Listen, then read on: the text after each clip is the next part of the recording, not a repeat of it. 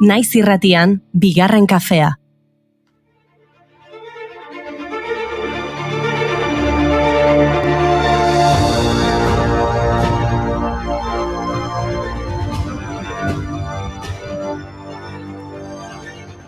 Arratsaldeon familia, gaurko errezetaren osagaiak prest ditugu. Erabiliko ditugun tresnak garbi-garbi dauzkagu eta asteko gogoz gaude. Arabako patatak, arroniz oliba olioa, Ibarrako eta Gernikako piparrak, Idiazabal gazta, Baionako xingarra, Seinautzeko biperreztia. Eta edateko zer nahi duzu, Irulegiko arnoa? Edo Arabako mahastiak jatorri deiturako ardoa? For fun, but now I only soak up wine. They say to play hard, you work hard, find balance in the sacrifice. Yet I don't know anybody.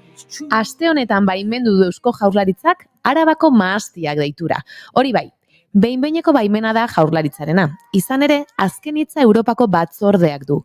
Hori heldu bitartean, sor marka hori erabiltzeko baimena izango dute upeltegiek. Askorentzat albiste pozgarria izan da, baina beste askorentzat hautsak arrotu ditu gaiak. Errioxa jatorri izen kualifikatua arautzeko kontseiluak iragarri du aurkako neurriak hartuko dituela. Bueno, orduan badakizu ezer. Hobe Getariako txakolina.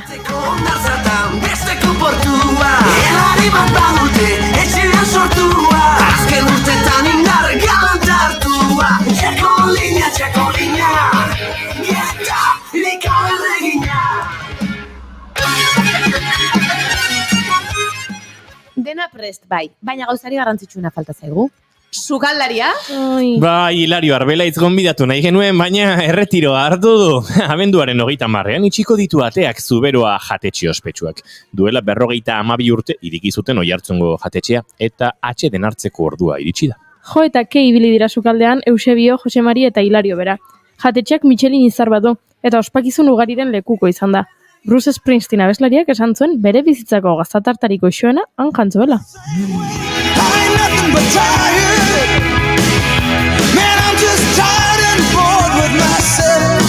Hey there, baby, I could use just a little bit. You can't start a fire. You can't start a fire without a spark. This gun's for hire. Hemendik gure besarkadarik beroenak Eusebio, Jose Mari eta Hilario hori eta noski Zuberoako sukaldari guztiei. Besarkada bikoitza izango da gainera. Bai, izan ere gaur, urriak 20, txefen mundu eguna da. Sukaldaritzaren munduko elkarteak ezarritako data da. Munduko platerik bikainenak sortzeko ardura duten guztiei omenaldia egiteko. Horretaz asko daki Euskal Herrian. Estimo handia zaio nazioartean gure sukaldaritzari eta izen ospetsuak ditugu. Luis Maria Arzak, Pedro Subijana, Elena Arzak, Andoni Luis Aduriz, Martin Berasategi, Eneko Atxa.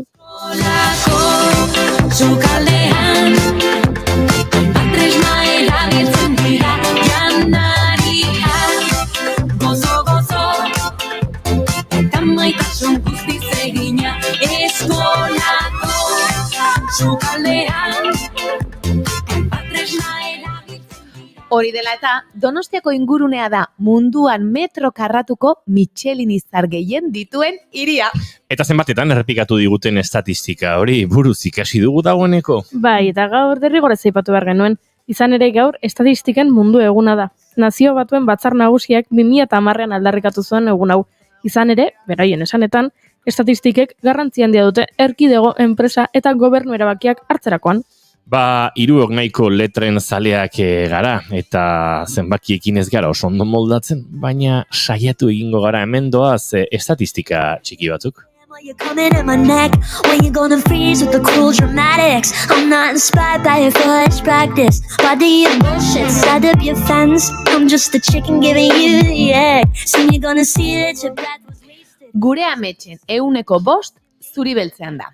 Aizu, noiz bai pentsatu duzue ea koloretan edo gris eskalan egiten duzuen amets?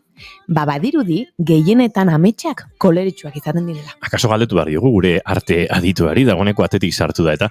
Aizue, American Psychological Association aldizkariak agertutako ikerketa baten arabera, telebistaren asmakuntza baino lehen, pertsona gehienek zuri beltzean egiten zuten amets. Koloretako telebista iritsi zenean, ametsak tonalitatez bete ziren pixkanaka. Horregatik, ikerketa honen arabera behintzat, 70 urtetik gorakoetan ohikoagoak dira zuri beltzezko ametsak. Porque vi lo que vi, te quiero aquí. A ti con tu escala de grises, entre el color de mis matices. Más me gusta tu escala de grises que cualquier otro jardín.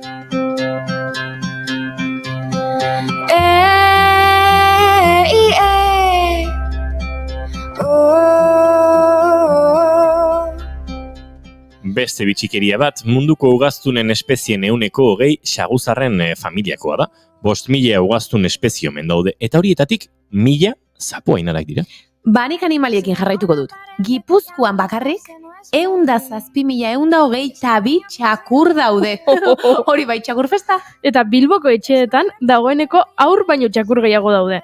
38.500 txakur eta 30.700 haur urren zurren. Jaiotza tasak bere egin du, baina txakurrekiko zaletasunak gora. Hortxe bodota dizkizuegu estatistika bitxi batzuk.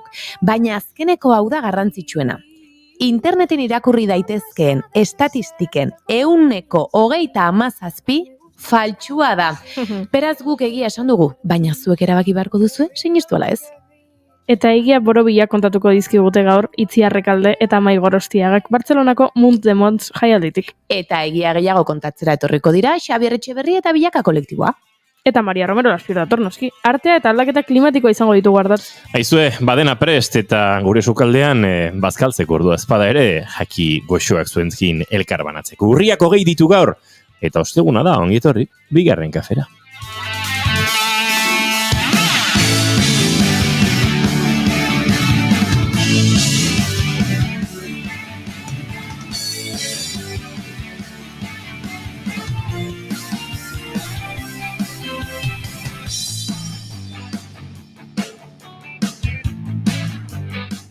Zuekin Oiana Maritorrenagen be? Oh, Arratsaldeon! Zuekin Goiuri ez eizaran dia? Arratsaldeon.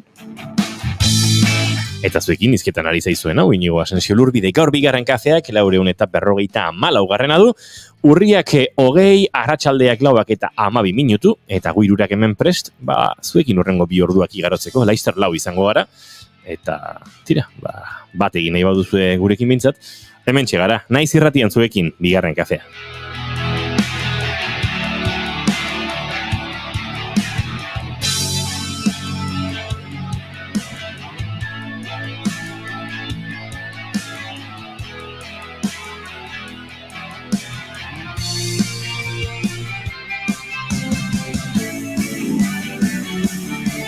Uste dut hartu behar du dala, gure koreografia dantzatzen sorbaldan gaizki min hartu dut. Eskerrik asko zuen kezkatik, Oiana eta Goiuri. Ni esker, zuek bai lankideak eta lagunak, jo.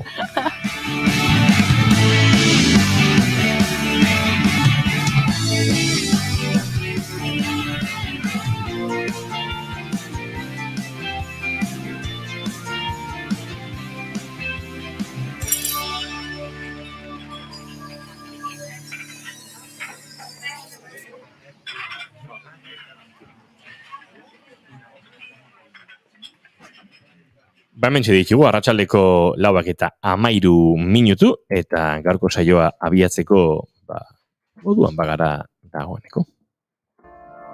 Ohikoa bihurtu da, gau bat elkarrekin pasa. Mezu bat bidaltzea, hortik biegunetara.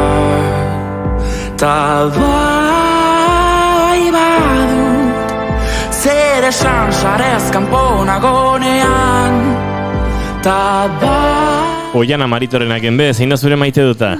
Begira, beste batekin entorren, baina zuk sorbaldakoa aipatu duzunean, Ja estamos, neta azparra egitea gainera. Ez, zerbait polikia gogorara zidit, ez zahartzea etorri zai burura, eta bueno, nere atxa, azken aldi nola ibiltzeko eta pixka bat, arazokin dabil, beste gauza batzuen artean, baina oso jarrera ona dauka, eta maite du nire aita. Eta atzo, justu, Gernika ikusteko aukera izan nuen Victoria Eugenian, emanaldi horrengo solasaldia gidatu behar nuelako, eta bi gonbidapen nituen nirea, eta beste bat. Eta normalan Nikolakoetan amari esaten dio, amari dantza ikustea gustatzen zaiolako, aita ez da inzalea horretan behintzat.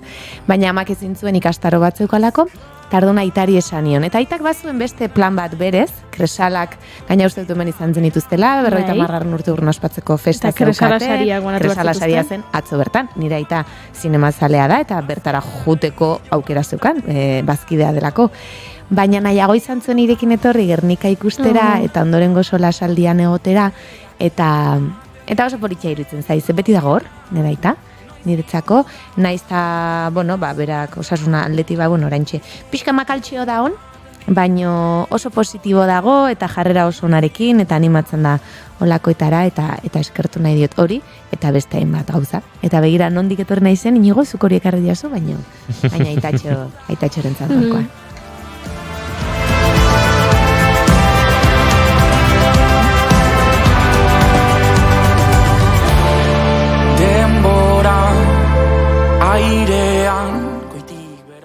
Goi hori, zure maite duta? Ez, Zure maite dut eza? hori da. Nik maite dut eza daukat gaur. Eta ni oso beldurtia naiz. Hori noiz kontatu izan dut irrati honetan. Orduan, ez dut maite, telesaietan ikusten duana, bizitza errealean gertatzen zaitenean. Adibidez, eta baino ulertuko duze. Hasi naiz Netflixeko The Watcher telesaia ikusten. Duela urte batzuk, irakurri nuen, uste New York Times edo horrelako batean zela, estatu batuetako familia bati gertatu zitzaion historio bat. Eta, oso interesgarria iruditu zitzaidan, horrela historio misteriotsu bat zen. Eta, duela egun batzuk ikusi nuen Netflixek egin duela telesail bat, Ryan Murphyk egin duela telesail bat horren inguruan, eta noski, atzo gauean ikusten hasi nintzen. Telesaia ikusi ez duenarentzat lasai ez dut spoilerrik egingo, baina telesaiaren ardatza da familia bat joaten dela New Yorketik hiritik, herri txiki batera bizitzera eta etxe handi bat erosten dute. Ja, hiriaz nazkatuta daude eta nahiago dute etxe bat, bere igerilekoarekin, hori lorategiarekin, eta ara joaten dira. Eta segituan gutun batzuk jasotzen dituzte. Norbaitek idazten ditu, ez du sinatzen, sinatzen du The Watcher bezala, horregatik telesaiaren izena, eta esaten die, etxea vigilatzen ari naiz. Badakit, etorri zaretela etxe hau ikustera, erosi duzuela, baina ni etxe honen jabea naiz. Ez da jabea guk ulertzen dugun moduan, baina berak dio, ez dakit etxe hori bere familian egon dela betidanik, eta berak baino lehen, bere gurasoek eta bere aitak eta bere aitonak eta etxea vigilatzen zutela. Hau da, ez dira etxean bizi, pertsona horiek, baino etxean gertatzen dena vigilatzen dute, eta mezu, ez dakit, nahiko mehatxuok bidaltzen dizkiote familia honi. Eta, orduan telesaian, gertatzen dira gauza asko, ze familia hortako aitak deskurritu nahi du zeinek bidaltzen dituen gutun horiek, eta bla, bla, bla. Horrela, gauza da, bizi direla etxean, eta bizi lagun batek, mehatxatu egiten ditula, eta vigilatuta dauzkala. Eta orduan, nik ikusi nuen atzo gauan hori, gaur goizean, janzten nintzen bitartean, jarri dut beste atal bat ikusteko, eta etxetik atera naizenean, hasi naiz eskaira jaisten, eta gero, nik goi jurik ez daukat. Eta batean, nire eraikineko pixu batean, eta ez dut esango zeinetan, eskaira jaisten ari nintzenean, batean somatu ditu dorrela pausoak, eta atea ireki du bizilagun batek. Eta segurako susto eman dit. Eta esan dit, aizu, gutun batzuk dauzkazu, hartu behar dituzu gutun hauek, eta nila, gutuna bizilaguna, eta esan dit, ze gutunetan jartzen du izen bat, bla, bla, bla, bla, bla, eta orduan ez zure izena jartzen, baina zuretzat dira gutun horiek, eta, eta nila neo, hileak tente, nila, telesaian bizi naiz, eta batean izketan ari ginenean, eskairatako argiak itzali dira. Eta joan naiz, piztera, eta ez da gizu gertatu den, berak, bere etxe barrutik piztu dituela, ze bere etxe barrutik kontrolatzen du portaleko argia. Baizera. Bai. Eta orduan nik esan diot, bai, gutunak hartuko ditut, lanera noa, agur, eta korrikale egin dut, eta, gutunak hartu ditut noski portalean, ze pentsatut gainera begira gongo da, ea gutunak hartzen ditudan edo ez, eta gutunak hartu ditut, eta lanera etorri naiz korrika, eta begira, hor, nire esperientzia. Ez dut maite, The Watcher telesaiaren barnean bizitza.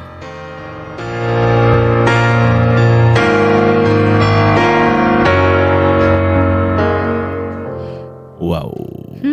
Ni saiatuko naiz labur, ze gero estu joango gara, baina atz ikusinen berri bat, Orkoienen Nafarroan, bederatzi lanpostu eskuratzeko euskera eskakizuna egin zutela, eta administrazio auzitegiak, Nafarroko administrazio auzitegiak hori baliogabetu egin du, Navarra sumaren eskaeraz edo errekursoz.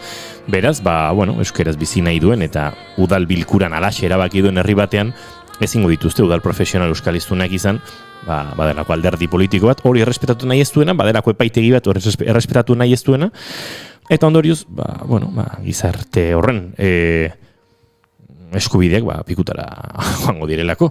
Baina inurruti ez dago joan beharrik, gaur gertatu zait duela gutxi, Donostiako pertsona bati, 45 bat urte, bidali diot, asesoriatik bidali diaten email baten kortapega bat. Euskera zegoen, eta jarri diot, izenburua erderaz, ulertzezan zeri buruzaren nintzen, eta gero jartzen du. Eta irakurriko dut hau, zenbakiak espainolez esan da, ulertzezan, intzuleak ere, zein arresa zen, 100 euro neto kobratzeko, enpresarentzat koste totala, 134. Eta erantzuna izan da, abera ez zion espainolez bialtzen ze etzula ulertzen.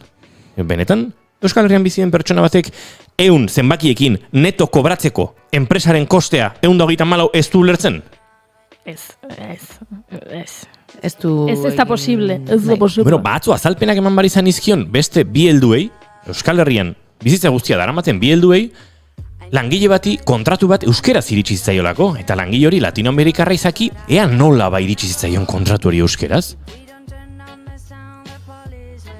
Iritsi zaio orain erderaz eskatu duenean, ez dakit, akaso eskubideare bazuen, enpresake kontratu hori euskeraz bidali eta Euskal Herrian kontratu hori Euskal Herrian bizien horbaitek euskeraz jaso eta ulertzeko deitzultzeko, baina hala ere espainolez iritsi zaio, baina bakarri faltako zan gainera kontratu hori bidali duen pertsonak barkamen eskatu bari izatea moralki gizarte honi Euskal Herritar bati, Euskal Herrian bizi delako, Euskal enpresa batek kontratu bat egiten diolako eta euskeraz dagoelako kontratu hori.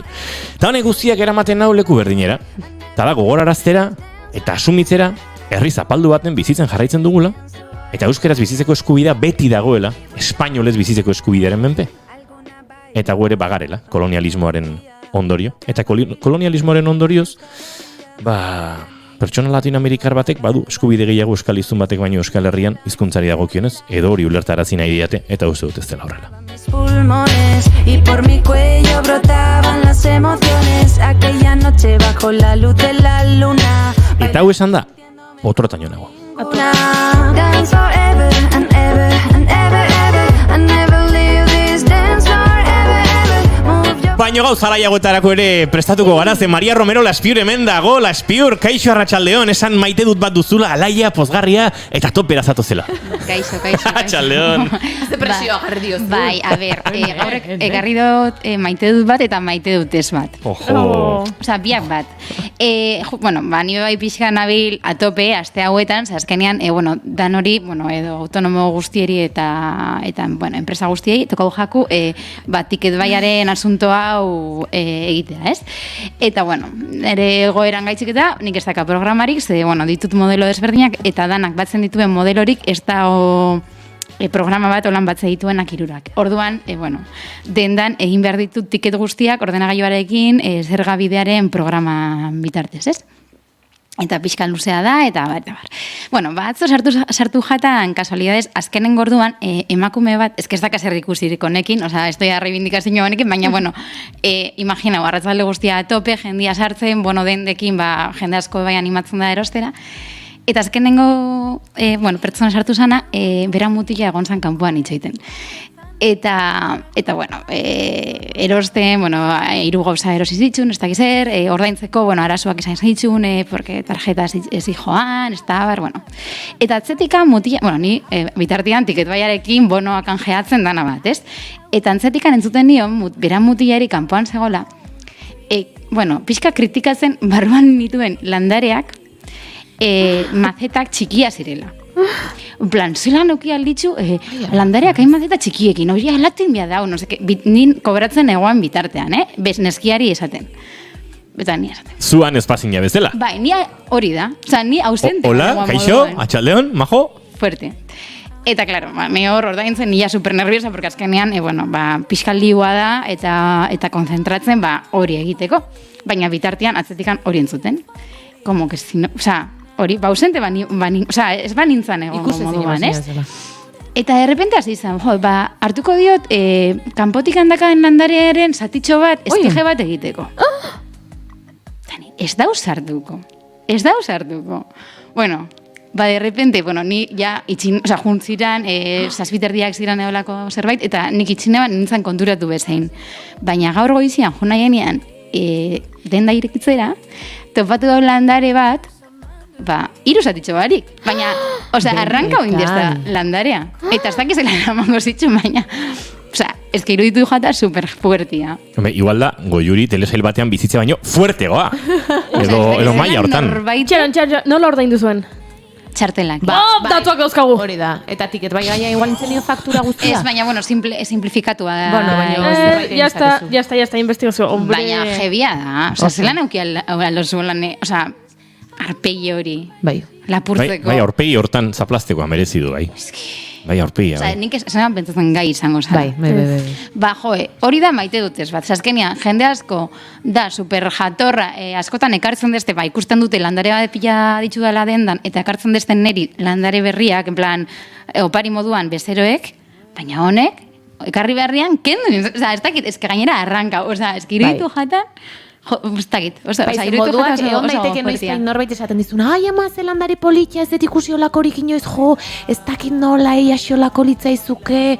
Bueno, moduan daude. Landatzeko emango altzen idake. Hori da. Baimena eskatu, ez? Gauza hasi zen gaizkia ziratik.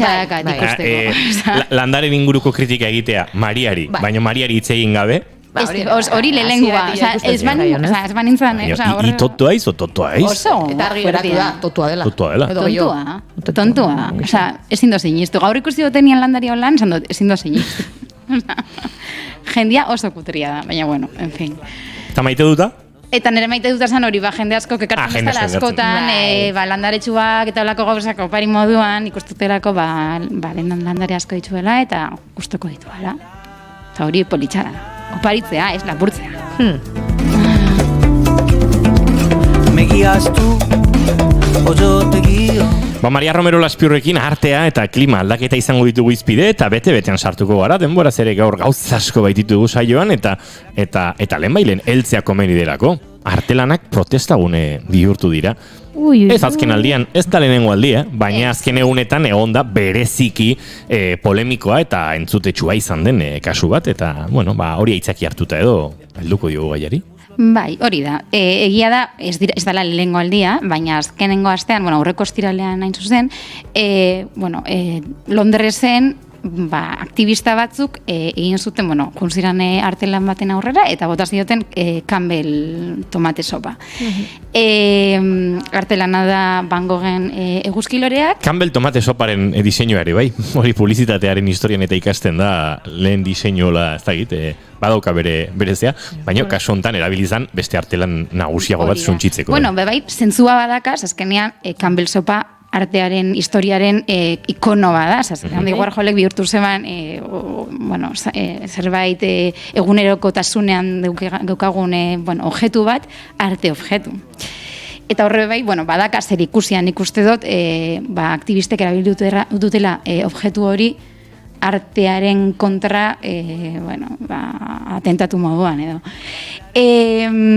Aktivista hauek dira Just Stop Oil, Erresuma Batuetako erakunde bat, nahiko berria da, 2022an sortua, oingo urtean, eta egia da, ekintza asko egin dituztela hilabete hauetan, baina, garrantzitsuenak edo gehien entzun direnak, izan direla, artearen kontrako, ekintza hauek, ez?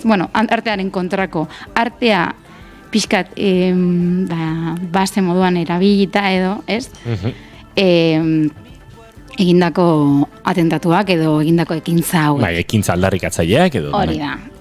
Eta egia da, pixkat, sare sozialetan eta abar, polemika sortu dela, zazkenean, ez dakit, ikuspuntu desberdina sortzen direla beti gauza hauekin, eta nik uste dut bai, aktivistek hori lortzea nahi dutela, ez? Azkenean, zerbait polemika bat sortzea, beraien nahi duten helburua lortzeko. Azkenean egiten dituzte pila bat ekintza, behar bada ez direnak polemikoak eta ez dutenak erreperkusiorik sortzen edo, ez? Eta hori, hau ez da lehenengua, esan kondoten moduan egin dituzte gehiago, eta artearen munduan, artearekin zerikusia dutenak, bai, oindela hilabete batzuk, uztailean egin zuten beste bat National Gallerin, bai, John Constableen The Haywain artelanaren kontra. Hau da, paisai bat, eta beraiek egin zuten esan, tomatea bota beharrean, paisaian gainean, beste paisai bat itzatzi. Paperean margotutako beste paisai bat. Eta, paisai berri hontan, errepresentatzen zuten pixkat segertatuko zen, zein gertatuko da, ez bagara geratzen, petroleoa eta horrelako kutsagarria diren energia bideak erabiltzen, ez? Pixka da, lehengo paisaia da, pixka paisai ideal bat edo lan, eta beraiek itzasten dutena, pixka grisa, zikina, eta bar.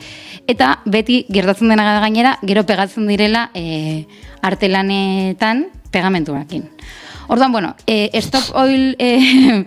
Just Stop Oilen helburua da, pixkat Erresuma Batuetako gobernuak geratzea petroleoaren eta gasaren inguruko subentzioak pixkat hori geratzea, energia berriei emateko.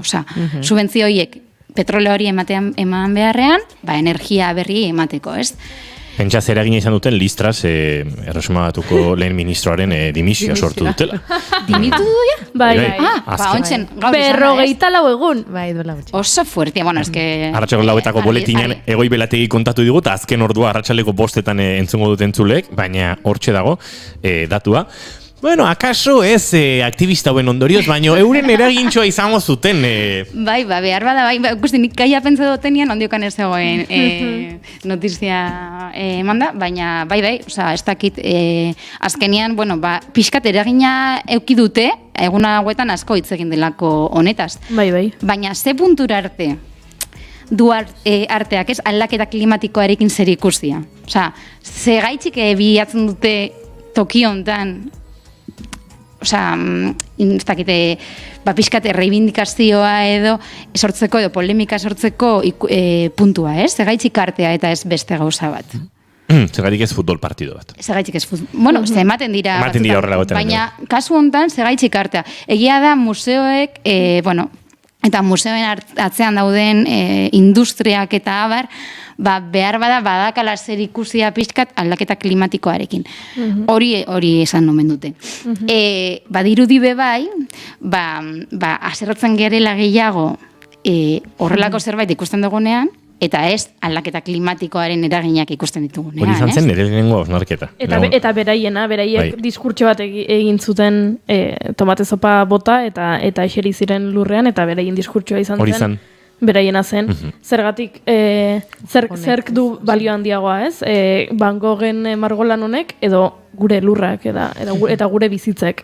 Lenguan lagun batek hori ez, erakutsi, eta tutu eske burua juntzaie ez, zindan astu hauta beste, da nik enekin ezer, momentu hartan, nituen ezagutzen ere gehiegi, gero ikusi dituten beste irudi batzuk orain elkarbanatu ditugunak, akaso bai, baina, eta zaten, ulertzen dut zure postura, baina, igual sumindugo zaude horregatik, aldaketa klimatikoagatik, baina, eta gero ikusi dut, hori zala pixkat helburu ez, baina, jendea bai, ikaragarri erotuta, euskiloren suntxikit horrengatik, gero gainera ez da alako suntxikitarik egon, ze obra babesuta zegoen kristal batekin. Hori da, eske beraiek gainera oso dokumentatuta zeuden ekintza hau egin zutenean, ez? Azkenean kristal bat zekan arten lan bat da, ez dute edozein artelan bilatu, edo aukeratu, ez? Azkenean, bueno, segaitzik Van Goghen lan hau, azkenean Van Gogh egia da beti naturarekin zerikusi handia duen artista bade izan dalako, ez? Ba, beran artelanak beti natura, bera bai herri txiki batean egon zan bizitzen, eta natura benetan maite zuela esaten zuen askotan, berain idaz. Izan daiteke, Maria, eguzkiloreak pixkat gain baloratuta daudela? Van Goghen eguzkiloreak pixkat gain baloratuta daudela esan daiteke edo pekatu da? Bueno, egia da, niretako igual badaudela Van Goghen artelanak, bain, gehiago gurtze jatazenak, niri. Bexente politagoak, ez da. Paisaiak niri iruditzen zaizkit, bueno, adibidez, gau izarduna esango zen euskeraz. Olako... La nui ritual edo hori. Hori da, hori pasa dirutzen jata, eta, bueno, igual ez da niretako Van Goghen obrarik garrantzitsuena, baina bebai koipearekin zerikusia duen objektu bat da eguzkilorea, ez? Azkenean koipea ateratzen da, oil, ez dakit, bueno, hori janik egiten duten interpretazio bada, baina bai da, Van Goghek beti representatu du naturarekin zuen maitasuna edo, bueno, berak azkenean beran idazkietan eta dan aipatzen du. Orduan nik uste dut bebai horregaitzik aukera zutela lan hau. Eta gero, Campbellak sopa, segaitzik bota dute Warholen Campbell sopa, Warholek bebai, beran garaian eukizuen petroleoarekin oso lotuta zegoen, imaginate batekin erlazio oso itxia, eta nik uste dut, bueno, hori nire interpretazioa eta pixkat simbolizagoa lauela hori, ez? Ez da bi hartaburuk egindako ekintza hausnargabe bat, hausnarketa gabe bat. Eta beraien, beraiek esatu dutena entzuten baldin badozue, ikusten da 20 urteko gaztea direla, baina 20 urteko gazteak oso, bueno, jakinduak, ez? Jakintsuak, ez? Ez direla edozein, osea, atzetikan diskurtzo badagatela eta arrazoia daukatela. Hala eta guztiz be, polemika sare sozialetan atope dabil. Mentsi guzten ari gara, bai izango Juri. Ez, esan. Ez bai, sare sozialetan helarazi diguzun Flavita Bananaren post bat, eta bertan jartzen du, ez? Beroketa globalarekin zerikusirik ez duten artelanen asoziazioa. Horako manifestazio moduko bat, pankartarekin eta artelan pilo bat. Bai, gainera Flavita Bananak, jarraitzaile pila bat ditu, El País periodikoan bebai, beran binetak aurkezten ditu astero. Eta ikusi nebanean post hau, egia da, pixkat arrazia badakala. Zegaitik izan behar dira, ez, artelanak, atzean daudenak, edo, azkenean emaitza honen, kasu honen emaitza, edo ez zegaitik sartzen gara beraiekin, eta ez beste gauza batekin. Azkenean bebai, artelana dira gure ondarea, eta berak ezten zuen, berantzako artelanak, aigo jiri esan. Andereño. Ez que, guain bi hitz esan dituzu, eta nire ustez hor dago, hauzi guztiaren gakoa. Dala, gure ondarea direla. Nik uste dut aukeratu dutela hau eta egin dutela horrela, sentitzen dugulako, eta hau okerreko uste bada, baina egia da sentitzen dugula, hauek gure, direla jabetza unibertsaleko artelanak direla, eta neurri batean gureak direla, eta orduan egiten gara asaldatu, ez? En plan, nola egin dute hori, ezin da Van Gogh bat suntxitu, Van Gogha da ondare mundiala. Denona eta... Denona.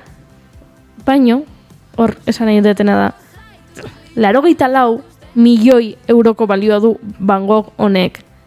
Van Gogh hau dago museo baten erosizulako gizon batek ez da ondare, ez da denon ondarea, ez da zurea inondik inoare, eta artelana da jabetza minoritarioko zerbait artea bihurtu da. Orduan, niretzat agian uste dugula dela jabetza unibertsaleko zerbait eta ondare kulturala eta mundu guztiarena dela eta kakazarra. Eta kaso ondarea bera hor dagoela, sorkuntzan bertan alegia. Pieza unitario hori, 84 milioi euro balio ditun pieza hori, eta museo batean, kristal baten atzean eta argi baten azpian dagoen hori, baino askoz gehiago da gure imaginarioan dagoeneko Van Goghek eskaini duena, naiz eta gure etxean ez izan kuadro hori. Egia da, plazer badela, museo batera joan eta hori ikustea. Baina ondarea, uste dut, piezatik garatagoia badagoela gurean, ez? Bai, nik uste dut, bi gauza haue daudela artelan baten atzean, ez? Azkenean artelan bat, bueno, pixkate diruarekin bebai zer ikusia dakan zerbait da, ze, bueno, naiz eta museo baten egon eta museo hau publikoa izan, diruaren, edozein pertsonak ezin dago eduki bere artelan propioa, eta erosten duen pertsona horrek dirua irabazten du beran artelanerekin. Orduan, hor atzian, bueno, azkenean dagoen truke hori edo ez dakizena esplikau. Bai, nik esan idetena da, askoz, ez dakit, askoz jabeagoak garela. Lurrarenak. Osea, aldaketa klimatikoa suntsitzen ari den belaze zatia, askozaz da gureagoa, 84 milioi euroko Van Goghen artelan hau baino. Bueno, azkenean artean negozio bada. Bai, hori. Baina arte aldi berean, bebai da, zerbait sortua guk gozatzeko eta guk behar dugu sortzea hori. Osea, azkenean da beharrezkoa, naiz eta arteaz izan beharrezkoa. Osea, artea beharrezkoa da, Bai, osea, ez da utila, ez dakit, utila, azkenean da pixkate zaila esplikatzeko. Utilitarismoaren kontzeptupean, ez da lehen mailako baina bai, azken finean. Bada. Osea, bai, baina niretzako hori, kuadro hori bera baino, garantzia gehiago dauka, kuadro horrek dagoeneko guri imaginarioan duen garrantziak. Alegia, erreprodukzio batek nahikoa badu artearen historian erakusteko zer den Van Goghen sorkuntza hori, 84 milioiko kuadro horrek hainbesteko garrantzia ez izateko. Nola baita esatearren, ez da ditu lertzen den. Baina, bueno, ados nago, niri sortzen ditalako dantza edo kontraesana, ez? Artelan bat suntxitu edo erasotu behar da, suntxitu ez da suntxitu, erasotu. Ez da suntxitu.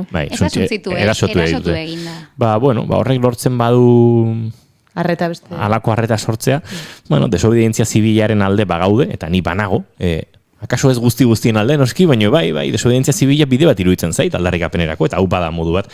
Bixi egin bardu aurrera, egia esan eduki mordoa daukagu, hemen ari gara ikusten beste El Regentek elkarbanatu duen lan bat, arte historialaria da El Regente okerezpana, izaz, Maria? Bai, hori da. Eta, bueno, berak bebai polemika honen barruan post bat egin du Instagramen, eta ipintzen digu irudi bat, bueno, autorretratu bat dena Josep Ducreus, edo ez dakit zelan pronuntziatzen den. Ducro.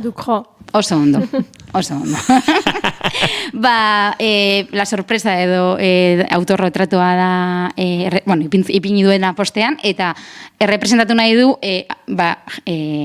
guzkilore dakaten beste kuadro, parean daukaten beste kuadro bat, ez? Segaitik, bueno, segaitik, berdina, Flavitak esaten duen moduan, ez? Segaitik artearen kontra egiten diren eraso hauek, ez? Eta zelan, zelako emaitza ez, zelako ondorioak edo zelako, bai, ondoriakeko zeban, aurreko kuadroak ikusten baldin bat zeban zer gertatzen den aurre parean, ez? Edo zarpegi ipiniko zeban. Eta, bueno, grazia indesta eta iruditik jata nahiko bastakit celebrea irudia. Hori, azkenean, bueno, bastakit ze puntura arte dagoen ondo eta ze puntura arte dagoen txarto horre egongo da beti, ez, eztabaida hori. Bueno, baina arteak badu beste alde bat, ez? Hori da, azkenean badagoela. Aldaketa klimatikoan inguruan kontzientzia sortzeko lanak ere egin dira. Hauek ikusgarritasuna ematea bada, ardura bat, denona, ez? Hori da, eraso egin behar bada aktivista hauek, ez dakit lotu beharko zuten beraien kexak, aldaketa klimatikoaren alde egiten dituzten dituzten erakutziz edo, ez dakit. Baina hori komunikabideetan aterako litzateke? Ez dakit, baina, igual, beraiekin parte hartuz eta artelan bat sortuz. Hor badago adibidea eta ipatuko duguna agurtu horretik, Olafur Eliassonen Glacier Melt, glaziar urtua edo. Olafur Eliassonen lanari buruz hitz egiten, zeguen jeinen egon zan erakustaldi bat beran lanari buruz, berak naturaren inguruan ditugun esperientziak ekartzen dituzten instalazioak egiten ditu, eta egin zuen artelan bat, non agertzen ziren argazkiak Islandiako glaziarrak 1989an zelan zeuden, eta gero, beste tanda bat egin zuen 2019 urtean. Eta bertan ikusten zen ez, zelan paisaia aldatzen ari dan. Eta zelan, 20 urtetan, zelan aldatu duen paisaia, eta ez baldin badugu zerbait egiten azkar, aldatuko den gehiago. Eta bueno, iruditzen jata, arteak bebai egiten duela aldaketa klimatikoarengatik, eta behar bada ekintzaile hauek, sortu alutela artelan bat, artista batekin pixka elkarlanean eta aldarrikapen giroan.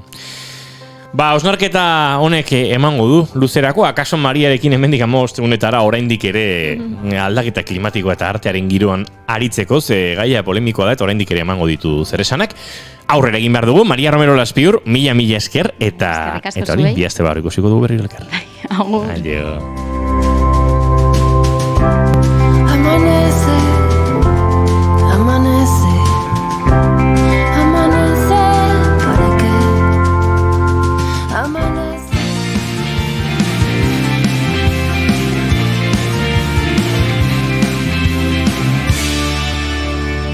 Keep calm and bigarren kafea.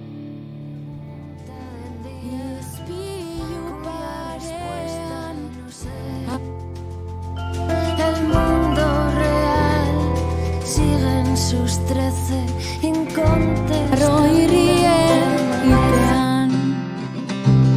Eme oldar korretan negarrari beldurrik ez dioten gizonetan, karminezko espainetan txiste txarren. Esan dizuegu, Bartzelonara egin behar genuela salto eta azkenaldian gure promesak betetzen gabiltza, ez pentsa, Bartzelonara goaz bi lagun agurtzera, eta hain zuzen ere, leku mitiko eta kulturaren, alako gotorlekutxo den Pati Limona Jauregira, bertan direlako, egunotan, ospatzen ari diren Munt de Motz, ahozko narrazio jaialdiaren baitan, etxe hontan, bata oso ezaguna eta bestea ere egia esan ostiralero norbaitek aipatzen duen emakumea. Beraz, ez dakit norden gure entzulentzat dagoeneko ezagunagoa. Itziar Rekalde eta Mai Gorostiaga, arratsaldeon bioi. Bona tarda. Bona tarda tutom, arratsaldeon. Bona tarda bai. Bueno, esan dut kulturaren gotorleku eta gauza askoren estenatoki den Pati Limonan zaudetela, eta Bartzelonan egunotan ospatzen den jaialdi aski garrantzitsu, ezagun eta narrazioaren itzordu potolo horietakoa den Munt de Motzen, baina kokadezagun entzulea Itziar eta Mai, zer ari da gertatzen egunotan Bartzelonan ahozko narrazioari dagokionez? Bata besteari begira daude, entzuleari zupenen.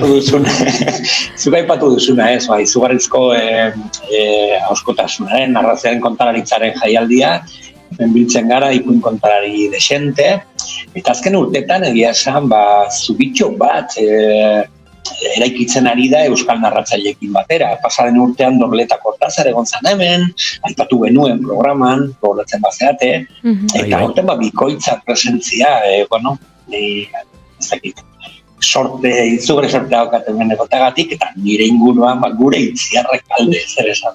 Bueno, ni ja 3 aldiz egonda nago hemen. Pati Limona badauka Munt de Motzen ere toki potolo bat, ze bertan egiten dira bilkura batzuk, kontalarien artekoak, eta baita ere Kloenda deitzen dena, hau da azkenengo jaia, espetakuloa, non hainbat kontalari bertan izandakoak parte hartzen duten, eta izaten da ekitaldi bat, gaueko 10:00 aurrera, eta ez dakit aurten, ez dakit aurten egiten den, baina beste urtetan bai, nik egon naiz bertan. Eta beste gauza bat ere egin izan da hemen, eta nazioarteko kontalariak biltzen ziren bezperan, bakoitzak bere hizkuntzan aritzeko. Orduan, izaten zen babeltxo bat, non denok ulertzen ginen bakoitzak bere norberaren hizkuntzan. Ekitaldi oso polita eta merezi duena, Euskal Herrin ere egiten dugun inoiz, merezi duelako. Grekoak, noski katalanak, galegoak, euskaldunak, baina baita japoneraz, bakoitzak bere hizkuntzan, eta oso polita izaten zen. Hemen Patilimonan bertan. Gereko aipatu duzu Leitziar, burura etorri zait mai, hemen bigarren kafean izan genuen, gerekeraz kantuan, oker espaniz, ahozao jaialdian, izan zenuten gonbidatuetako bat. Horregatik ere galdetu behar nizuenez, guretzat akaso hurbiltasunagatik, bai fisikoki edo geografikoki edo baita mai tartean dagoelako, ahozao bada, ahozkotasunaren gertuen geratzen zen jaialdi hori, eta atentzioa ematen du, zenolako garrantzia duen internazionalismoak esango dugu, edo nazioartekotasun horrek munduko txoko askotako jendea etortzen delako, orain txitziarrek aipatzen zuenez, hizkuntzaniztasun horretan, eta imaginarioen festa horretan, euren historiak eta euren jakituriak elkarbanatzea. Eta esango nuke, egunotan munde motzen ere antzeko zerbait gertatzen dela, badagoela, ahozkotasunean eta ahozko narrazioan, nazioarteko bestelako kontalari, adituekin, harreman oso sendoak eta oso estuak sortzeko joera. Ez dakit, hola bizi duzuen zuek, esango nuke baiez badagoela hor, goxotasun handi bat zuen artean munduko txoko ezberdinetako historioak elkartu eta ahozkotasun hori sendotzeko, ez da? Justo guain nala gutxi kafetxo bat hartu dugu eta horri buruz ari gara, ez. Ze garantziak jaialdik. Jaia, puntu hori mai batean elkartzen garelako gremiokok, gure buruari hitz egiteko, gure proiektuei elkar partekatzeko, beste kulturak ezagutzeko, mitoen antzatasunak edo diferentziak mai gainen jartzen dira ere, ezinbestekoa jaialdiak.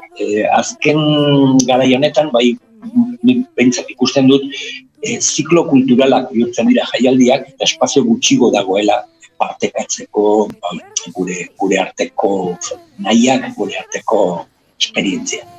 Eta aipatu duzun haren hildora, batez ere biltzeko partekatzeko esan duzu, baina nire kasuan behintzat lehenengo nazioarteko jaialdi batera joan nintzenean duela 18 urte edo alako zer, Kolonbiara joan nintzen lehenengo aldiz, eta hor konturatu nintzen gauza batetaz. Gauza berdinetaz ari garela denok. Antziren australianoak, afrikarrak, japoniarrak beti daude, bertako Amerika osokoak, Kanadatik hasita, Chile edo Argentinako muturrerainokoak, eta azkenean konturatzen ginen danok gauza berdinetaz ari ginela, eta mitoak eta danak izena desberdinak badituzte eren arketikoak berberak erabiltzen ditugula denok, eta horrek lasaitasuna ematen du. Gero ikusten dugunean, egunerokotasunean, nola ari garen muga jartzen alde batetik bestera, eta zertaz desberdintzen garen besteaz jartzen gure gakoa eta helburua, ikusten da hori oso artifiziala dela eta danok garela bat. Eta hori bada gauza interesgarria eta garrantzitsua norberaren bizitzan barneratzeko, baina baita ofizioan ere bai. Eta Kataluniak hemen, ez dakite, ahozkotasunean bakarrik ez, klaun munduan, paiaza emakumen bilkuretan, esango nuke, zure bidez gure ostiralek hain protagonista dituzten arte eszeniko, narrazio, ahozko narrazio, giro horietan, ez dakit, klauna, ahozko narrazioa eta paiazoa nola lotu, seguru zure buruan askoz lotuago daudela, ez da, horre guztiak ere Kataluniako herrialdean topatzen duela, alako indargune bat eta ez dakit, zentro neuralgiko bat, ez? Klaunean batez ere, ni klaunean bai espreparatuko nuke referentzia hori, eta ahozkotasunean ikustenaren izena da, antzekoak garela, gure realitatea zein den, gure erronkak zeintzu diren, eta zer egin behar dugu edo, zer egin nahi dugu, hemendik aurrera, antzekoa da. Egia da kontalari pilo bat daudela hemen, agian gu bezala, ez gaude hainbeste behar den bezala batuta edo elkartuta, eta hor daukagu erronkaren bat, eta, bueno, alde batetik empatizatzen dugu buruekin eta beste alde batetik esaten dugu elkarrekin hartzen dugu txalupa eta zakin hori eraman dezakegu.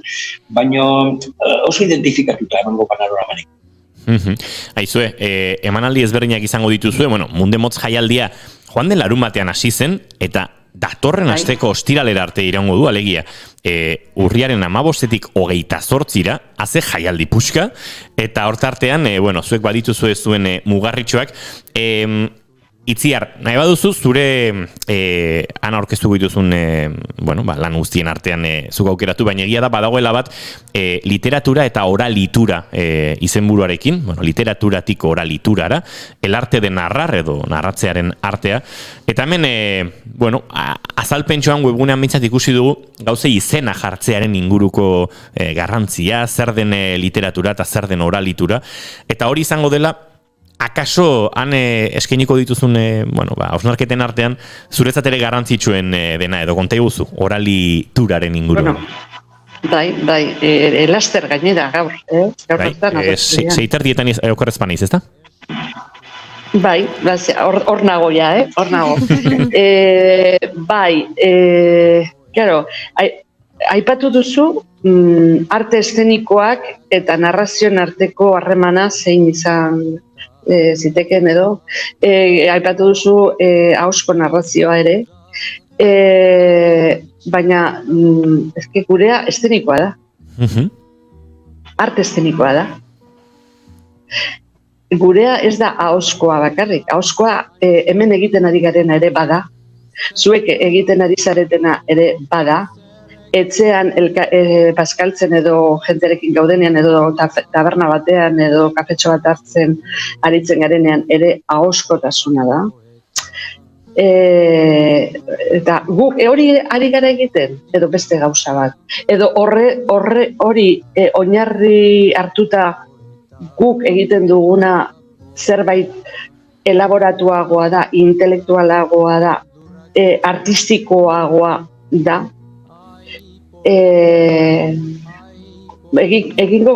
Esango bagendu idazlek egiten dutena idazketa dela,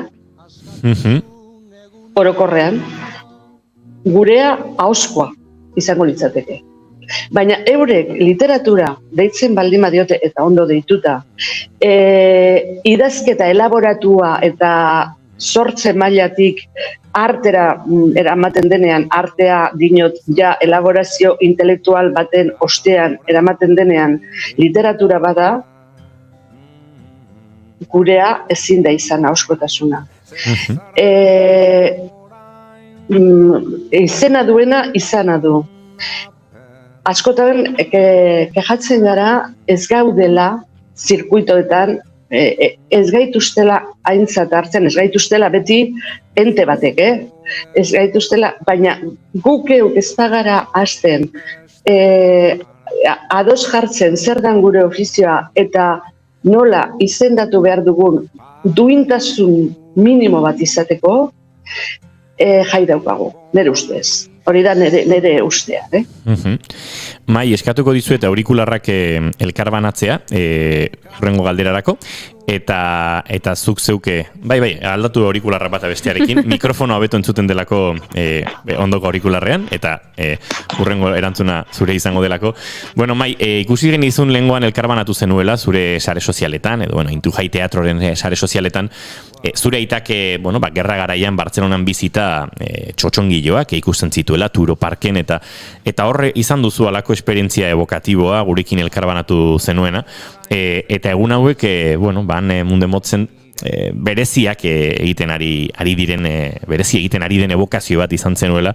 Konta iguzu nolakoa izan den, bueno, esperientzia hori, eta bertan, bueno, zure aitaren haurtzaroarekin konektatze hori. Bai, bidaia oso polita izaten ari nahi, zonta zeren nire buruarekin, nire arbasoekin, nire aitakin. Kasu honetan, evokazioa, askotan nik narratzen dudanean, bueno, ipuin propioa kontatzen ditut, hori badakizue, eta dena bai oinarritzen da, hori, bizipenetan, oroitzapenetan evokazioa egiten, txikitatik jaso ditudan altxorrekin, ez? Eta iritsi nintzenean, ordu pare bat libre neuzkan, eta lehenengo momentutik jo nintzen Turoko parkea, lehenengo aldia zen, eta antxe aurkitu nuen teatret, berritu dute hango antzokitxoa. Eta aita, 8-9 urten gerra zibilekin juntzan Teruelea, gero Terueletik Bartzelonara, eta txikia zanean, ume bat zanean, juten zala txotxongilok ikustearea. Baina bera esan esertzen teatrio aurrean txotxongilok ikusteko, bera juten zan atzeko partetik ikusteko, trikimaiok, eta, maixut ditero hori, nola egiten zuen beren lana, eta ziten zuen ikasteko trukoak, edo guztien zaiolako izugar ginola eta txotxongilok. Urteak pasa, Tolosara bueltatu zen, Tolosa ezizen hartu zuen El Catalán, bueltatu zanean, boxeolari zan, eta El Catalán zan bere ezizena, gero, futbol zelaiko kontxergia eta batzutan juten zela txotxongilok egitea Tolosaldean, gogatzen naiz Ibarran, Iabonan, Iruran, eta beraz zubin, nire auzoan jaio nintzelako, emanaldi bat eskaini zuen auzotarrentzako, ongi etorri ematea edo esateko, mai jaio da. Eta, gauza guzti horiekin, evokazioan bitartez, konektatu nuen, eta malkoz jan nuenan hamburguesa bat ikusten teatrete ondoan, eta oso magikoa. Eta atzo izan nun beste bat, Grazia auzoan, aita Grazia auzoan bizizan txikitan, eta kontatzen zuen nola Goitibera batzutan kojinetak gaitzen dute hemen, Parke Güell saldapetatik jisten zala kojineta horietan, eta fruta lapurtzen dendatan, fruteria ziren, eta azkarregi feisten goitoeratkin, eta fruta lapurtzen zoze jateko. Eta etorri zitzaidan ebai anekdotari, aspalditik nire burutik etzala pasa, eta, ostras, hogeita kontatzen zuen ere, ze garrantzia in situ, lekuetan aukera izateko, konektatzen horrelako altxorrekin, horrelako evokazioekin, askotan narratzaileek izugarri kostatzen zaigu hori transmititzen publikoari. Eta hemen oso erraixa egiten ari zait, eta funtzioak oso polita joten ari da. Mai Malkue. Uste bari da zuen, eta gero dinot, honen hildora. Evokazioa da gure ofizioan erabili beharko genduken eta erabiltzen dugun tresna oso garrantzitsu bat. Eta jendea evokazioan jartzea bada ere gure ofizioaren helburuetariko bat. Katarsia deitzen dena, eta katarsi hori lortzen da bidai emozionalen bidez. Eta arronka litzateke dano batera bidai hori egitea, baina bakoitzak gure guk egiten dugunarekin bere mundura eta berak daukan memoria emozional horretara, evokazioa horretara bidaltzea. Nik esaten badut, baso batean gaude, bakoitzak imaginatuko du bere basoa. Eta eramango dio berera. Kale horiek mairi eraman dioten bezala. Mai, zuk uste duzu Itziarrekalde gonbidatzen badugu berriro kafe bat hartzera evokazioaren inguruan aritzeko goxo eta luze, onartuko duela gonbidapena? Seguro bat baino gehiago. Ere ustez, Itziarren bisitak izan behar dugu noizbeinka, nietzat erreferente bat, badakizue, askotan aipatzen dugu gure programan, eta ez dakizue, irratian edo ipuinkontaketan aritzaldietan zoragarria bada, pentsa, kafetxo bat hartzen, edo paseatzen hemengo kaletan, ze solasaldik eta ze bidaiak egiten dezu zure imaginarioan Itziarrekin. Mai oso horrezadalako, edo zein gauzarekin konformatu egiten. Itziar, Mai, gure estudio zentraletara salto egin behar dugu azken orduaren bila. Lasaiago hartuko dugu kafetxo hori etorkizunean, kontatuko diguzen munde motz zermuz joan den, eta evokazioaren inguruan ere gu utziko gara basoetara eta baso ez direnetara zuen eskutatik eta ahoetatik gidatzen. Besarkada pare bat eta laizzer arte. Agur, eskerrik asko. Aio. Zute ikasi deus ez dakiten. Zute ikasi deus ez dakiten.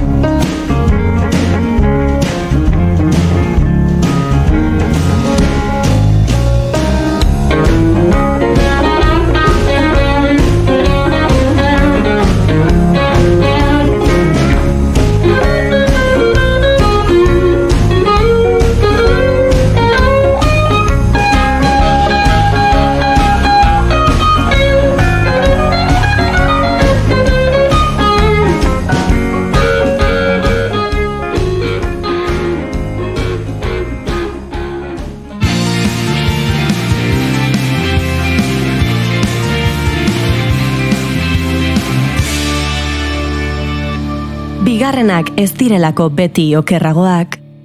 Bigarren kafea.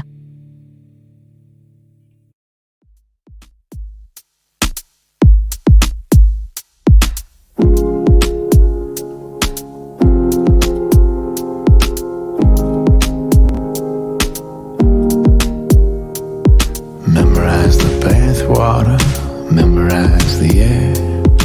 There'll come a time I wanna know I was here. Names on the door frames, inches and ages, handprints in concrete at the softest stages. I don't know why I don't try harder. I feel like throwing towels into water. Get it down to nothing, everything that matters. Fever flashes, eyelashes, and traffic patterns. Humidity, history, chemistry, and panic. Swimsuits. Gaur oiana Maritoren ari aztu egin zaio esatea zen musika nahi zuen bere agendaren tarterako, baina badaki The National asko gustatzen zaiola, eta Bon Iverrekin edo Bon Iverrekin egiten den ez daukat oso garbi Goiuri. Beti? Ez nola da? Iberro Iver. Baina beti biak aipat behar. Beti biak. Bai, biak, The National eta Bon Iver daude Weird Goodbyes ondan, eta badakit oianari gustatzen zaiola, bai, oiana. Bai, eta gainera Primavera Sounden entzun itun joan den ekainean, eta Bartzelona da nauzu. Izu, Bartzelonatik gatoz eta Bartzelonara joan zarazu. Jakin izan ezkero Mai eta Itziarrekin bielduko zintuzkete un, o que te truna llama, zeatasko mentala daukan. Zintuzke un izango da, ezta? Ez, zintuzkedan zen nik enuke bialiko Bartzelonara. Ez? Beti da aukera hon bat, aditza singularrera pasatzea. Uste. Errexago. Baina politia zen mezua ez dago Juri, hemen nahi nauzu. Hori da. Aldamenian, onduan. Bale, banuan ni Bartzelonara. Kafe bat hartzera. Bale. Izue, kafe bat hartzera noa. Ostirala urriako 21, Oianak eta Goiurik kontatuko dizuete. Dagoen ikusgai ze Arrasateko gaztetxean aldarrikapen giroan. Bai, aldarri bat bertxoz eta gainera hau Goiurik ikusi du. Bera dauztoet ikusi duen bakarra Arratsaldeko 7:30 izango dira Arrasateko gaztetxean. Sex berdinak Elgoibarko herriantzokian 7:00 eta igandean berriz Gezalako auditoriumean egongo dira Lezon. Telmo Iruretak gainera duela gutxi besarkada saria jaso zuen, antzerkiko gizon onenaren saria, eta beraz, bere lan hau ikusteko aukera izango duzue. Leioak, Errenteriko Niesen kulturgunean atxaleko 6 joan den astean aipatu genuen Paraiso Teatroren lan hau, bidaia imaginario bat egingo dugu lan honen bidez, gure bizitzako lehen urteetara, jolasean eta jolasaren bidez. Hondamendia, joan den astean estreinaldia izan zuten eta Donostian egongo dira. Gastezenan, ostiral eta larun batean 7:30 eta datorren astean berriz ere ostiral eta larun batean ordu berean egongo dira beraz. Espero da, arrakastatxua izatea, 4 egunez egongo baitira bertan. Dantza, musika eta bertso amaraun lanean, Legorretako plazan 7:00 amatasunaren inguruko lan honetan. Begira, beti ies egiten dit ikuskizun honek. Edo nik egiten dut ies egia da. Beti ikusi nahi dudanean, edo dagoeneko sarrerak dauzkat beste zerbait ikusteko, edo asteburu horretan kanpoan nago. Eta bihar, ezin duzu. Ezin dut. Beste behin ere. Bueno, baina ziur eukiko dituztela oraindik ere emanaldi gehiago. Arquitectos del Aire, Gernika Lumoko Liceo Antzokian atxaleko 8:00 dantza ikuskizun hau. Bakoitzak bere erara, aurrekoan aipatu genuen, espazioaren okupazioa egiten du. Arkitekturak espazioa antolatuz eta dantzak gorputzaren mugimendua espazioan bera delako. Bi hoiek nastuta sortutako pieza da. El Lago, Elorrioko Arriola Antzokian 8:00 eta larun batean Andoaingo Basteron izango dira 7:00 Victor Jimenezek sortutako pieza honetan. Eta beste dantza bat, Kresala dantza taldearena, Amoria eta Dolore, Elkano lehen mundu bira, Tolosako Leidorren arratsaldeko 8:00 bihar ostirala. Ai, oian ari da volumena igo nahian, eta ez du lortzen. Ez du lortzen. Zein da? Ez gainera bestia bukatu da, beraz. Horretik ez dut lortu, Entzulen, ola, inigo kafea egiten ari den, zuek imaginatu abesti bat zuen buruan, bale? Ai, ondoko ari mandiot ba. Bueno, urrengorako, ikasi, Inigo. Lasai ardezakezu kafea. Bartzelonara joan zaitezke, nahi izan ezkio. Bai, lasai Inigo, ez duzu zer jarri, Ez duzu musikarik jarri. Saiatu zara, baina... Bueno, larumatarekin jarrituko dugu, bai, ezta? larumatarekin jarrituko dugu. Musika giroan edo ez? Oh. Bale, segi larumatarekin. Baina unikan egon nahi dut berriz. Argako erregina, Etxarri Aranazko kulturretxean, Remigia Etxarrenen historia kontatzen digun lan hau, 5 terdietan.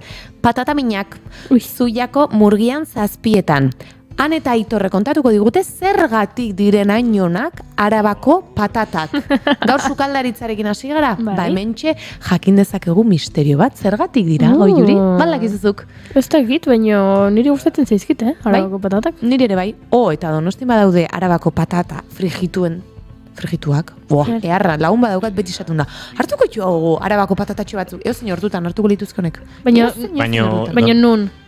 Garai batean, kalean izena, San Lorenzo, usted, Asto kalea zana, garai batean. Ba hor, Juantxoren atzekalde hortan, Elkarren atzekalde hortan, hortxe beti onda denda bat, zeren azan lehen? Gofreak edo pizzak, ez dakit. Bueno, ba, Arabako patatak, osonak. Bale, joango gara.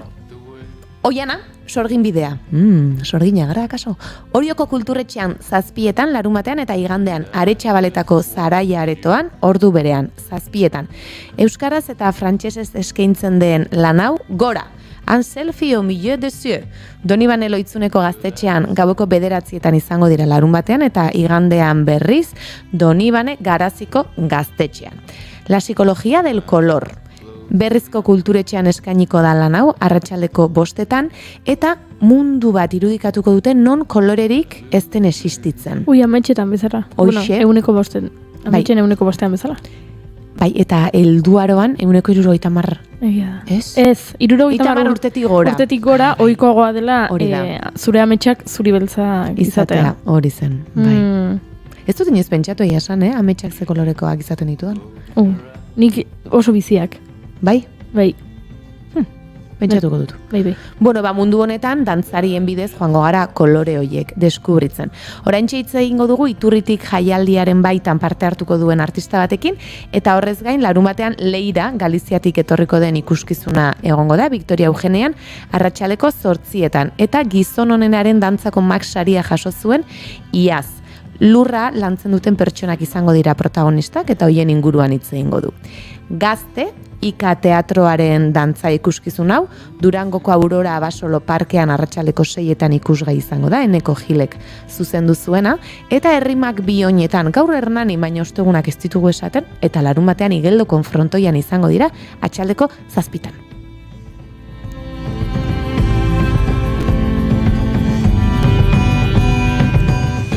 Bai, konturatu naiz, gaur ez da herrimakoinetan, da Atiken urbizitan lana. Baina, osteguna jaztugunez esaten, ni gero joango naiz ikustera. Lortu dut. Herrimakoinetan? Ez, urbizitan. Urbizitan. Bai. Herrimakoinetan jarraitzen du erakustenetik? Bai, Igeldoko frontoian, larunbatean. Herrimakoinetan, ez herrimak Bioinetan, zer hori bigarren lamat izan zen ez? Bai, bi zituzten, bai. Baina, lehenengoa. Bai. Ados. Ez, herrimak Bioinetan, Igeldoko frontoian 7. Bale. Eskerrako juri mendagoen, oiana. Zezuta biok, zuk igual kafetxoa behar duzu gaur, Akaso kafetxoa behar duzu. Ba, igandearekin jarrituko dut akaso orduan. Ados. Kotxauani. Kotxaua zuek, bai. Hoxe. Erandioku Adina daukagoia. Josu Murueta kulturretxean atxaldeko 7. Hirukortxe, azukre asko eta brandi gehiegi. Eskoriatzako zaldi barantzokia 7. Oraindik ikusi gabe. Bai. Ba, begira, apuntatu Eskoriatzan igandean. Zerbait duzu, ziur. Niskanek beti dagoa zerbait. Ibanka, Oiartzungo pleno aretoan 7. Poltsiko sorkuntza saria jaseo du, lan honek, eta gurera etorriko den inmigrante txiro bat izango da Ibanka, eta bere historia kontatuko digu, ona zergatik etorri den, hemen zer topatu duen, eta abar. Eta horretarako, etorkin askorekin hitz egin dute lan hau aurrera eraman izateko. Love Ladies on Fight, Basauriko sozial antzokian, rinean dantzan ikusiko ditugu, 7etan, 5 neska hauek. Menu, dantzaz konpainiarena, eguerdiko ordu 1:30 Gernika Lumoko kaleetan izango da, eta koreografoa da, gaur begira txefen eguna da, ezta? Koreografoa lan honetan txef bat izango da. Eta dantzariak izango dira, txef horrek prestatutako otordu horretan gonbidatuak. Martin Zalakain, Iturritik jaialdiaren baitan, igandean, Victoria Eugenian 7:30 eta oker espanago, beraien azken emanaldia izango da. Redes, dantza ikuskizuna Burlatako kulturetxean 6etan eta sareek duten garrantziaz hitz egingo du. Batzuetan, munduan zehar dagoen jende guztia komunikatzeko aukera hori ematen digutela, baina beste batzuetan berriz sareetan kateatuta bizi garela eta elkarrenganako deskonexioa bizi dugula. Eta beste dantza proposamen bat, Fuga. Baionako gela txikian 8etan, Pantxika Teieriak zuzendua, Elirale konpainiarekin, eta Oian Indar da dantzarietako bat, gaur gure gonbidatu zentralak, berarekin lan egin du Bilaka kolektiboko parte delako Oian, eta gustatuko litzak egun ematean ere ona ekartzea. Eta hoxe proposamenak, baina jaialdi asko daude. Labo jaialdia Donostin ospatuko da, igandera arte, bat jaialdia ere Bilbon badago, beraz, hau ez gain, jaialdi gehiago ere badaude, eta ziur beste batzuk ere izango direla hortik. The question pounds my head, what's a lifetime of achievement? If I pushed you to the edge, but you were too polite to leave me. Eta esan dugu jaialdi asko, eta aipatu ditugu 2 obra, agendan zehar Iturritik jaialdikoak, eta oraintxe telefonan ere badugu pertsona bat bertan parte hartu duena, eta parte hartzen jarraituko duena. Iturritik dantza jaialdi berri bat da, Donostian lehen edizioa ospatuko duena, eta beraien abia puntua edo ideia, esan daiteke dela, sorkuntza garaikidea, tradiziotik abiatuta. Eta horrexekin hasiko gara. Arratsaldeon Jon Maia. Kaixo, arratsaldeon. Zer modu zaude, ondo? Arratsaldeon. Ondo, kaixo, arratsaldeon. Ondo. Batetik bestera, betiko martxan, baina ondo zera kexatik. Hori esan behar nizun, Iturritik jaialdian zuk parte hartu egiten duzu. Atzo Euskalatxa lana eskaini zenuen, baina ez atzo bakarrik, larunbate eta igandean ere ikusgai izango da Okendo plazan. Malandain baletarekin egin duzun lan hau. Baina nik esan dut, sorkuntza garaikidea tradiziotik abiatuta, eta Iturritik da jaialdi hau. Horixe da zure iturburua, tradizioa. Bai, dantzari gisa, dantza tradizionalean formatutako eta ezitutako pertsona bat naiz. Orduan, jakasik hortik datorkit ez, nolabait, eta, gaur egun ere profesionalean, sorkuntzan ari garenean, lanean ari garenean, dantzaren baitan, kasu honetan ere aukera sortatu zain malandain baletian ezeki gauzatxo hau bideratzeko, baina, nire ohiko iturri hortatik edan ez, eta beraz, kasu honetan, oso ondo enkajatzen duela jaialdiaren filosofian. Eta konta iguzu pixka bat, zer izango da Euskalatxa lanean ikusi ahal izango duguna? Euskalatxe izan da niretzako oso ezusteko polit bat, ezta? Malandain balet biarritz, bezalako konpainia handi eta kasutan neoklasikoa, nire esparrutik pixkat ohiko jardunetik kanpo geratzen dara, irailean Montrealen egin zuten bira bat zela eta proposatu zidaten piezatxo txiki bat sortzeko, 15 minutiko piezatxo txiki bat, eta horrela egin genuen, Mogis Rabelen musika pieza bat oinarri hartuta, egin genuen, euren ohiko lan moldeetara, nolabait, euskal urrat, euskal mugimendu, normalki gure ere izaten dan hori, eurenean ere txertatu edo behintzat permeabilizatu zezaten, ezta? Eta, kasu honetan, jaialdi honen arira, Victoria Eugenian diren emanaldien aurretik, kalean egiten dute Euskalatxaren emanaldi bana, 3 egun hauetan zehar, eta ia esan pozik, zen nineuk ere eurekin guztailean lan egin nuen, 4 egunez, baina Montrealen estrenatu zuten, eta ez nintzen bertan, izan beraz ikusi gabe neukan, orduan nik ere orain ikusi leheneko aldiz ja kalean, eta lehen guztiekin antzortzen. Eta nola sentitu zenuen atzo ikusi zenuenean? Ez pentsa, arraro egiten zitzaidan, nolabait arroz ere sentitzen izan, ez da, azkenean, gure lantaldearekin, gure dantzarekin, ohituta nago zenatokitik kanpo egoten eta bestaldean egoten, ez? Ja, urteekin ikasi dut, baino egia da, alde batetik Ballet Biarritz ikusten nuen, eta bestetik, identifikatuta sentitzen zea, baino arroz pixkat ere bai, ezta? Hori atzo sentitu nuen, bihar, larun batean berriz ikusi, eta, pentsatzen dut gertuagokoa sentituko dudala. Gogoraraziko diegu entzulei, larun batean 7:00 izango dela, zuk esan duzun bezala Victoria Eugenian 8:00 beste emanaldi badagoelako, lehen aipatu dudan Leira, Galiziakoa, eta 23an berriz Martin Zalakain da 7:30 ikusgaia Victoria Eugenian, eta Euskal Atxa berriz Okendo plazan 6:30. Eta aipatzen zenuen Malandain baleta neoklasikotik dator, ziur aski lantaldean zegoen jende asko, Euskal Dantzarekin agian harremanik ez zuen, badago baten bat Euskal Dantzan ere aritua dena, baina nola izan da horrelako dantzariekin zure kutsu hori ere sartzea? Hombre, batez ere, ez da errexea izan oso egun gutxi genituelako, ezta? Eta normalki, guri ere ala gertatzen zaigu, ez? Lenguai berri batekin ekiten diozunean, estilo berri batekin, bai dantzariek eta bai sortzaileak, egokitzapen fase bat behar dugu denok, ezta? Kasu honetan, ez zegoena denborarik gertatzeko, beraz, hori kontuan hartuta, niretzako bi argudio izan dira nagusiak, ez? Alde batetik, euren ohiko lan moldeetara eta euren ohiko lekuaira ni egokitzea, bere proposamena eraman, baina eurek ohituta dauden eremu batera, naiz eta, hainbat elementu sartu, hori batetik, eta gero egia da, 20 dantzari horien artean, badagola bat, Julen Rodríguez, aldegiko dantzari gaztea, urtebete ingurutara Malantainek, ura Euskal Dantzatan hasitakoa zan, eta alde batetik, dantza lenguaia, baina hizkuntzaz ere bai, niretzako helduleku importante izan da, eta alaxe esan nio, jakintzazu, zuregan oinarrituko naizela, eta zu izango zela hemen nire helduleku da. Eta, horrek ere, nola baite, zubilana ere bai ez da, egin du, ezta? Eta, bi elementu horietan oinarrituta, gauza harina da, simplea da, baina, bere horretan, niretzako badauka balio simboliko bat, Malandain Ballet Biarritz bezalako konpainia bat, horrelako gauzak dantzatzen ikustea, eta munduan barrena ere, horrelako gauzak erapatea. Rabel aipatu duzu, bere musika erabili duzu, La Vals.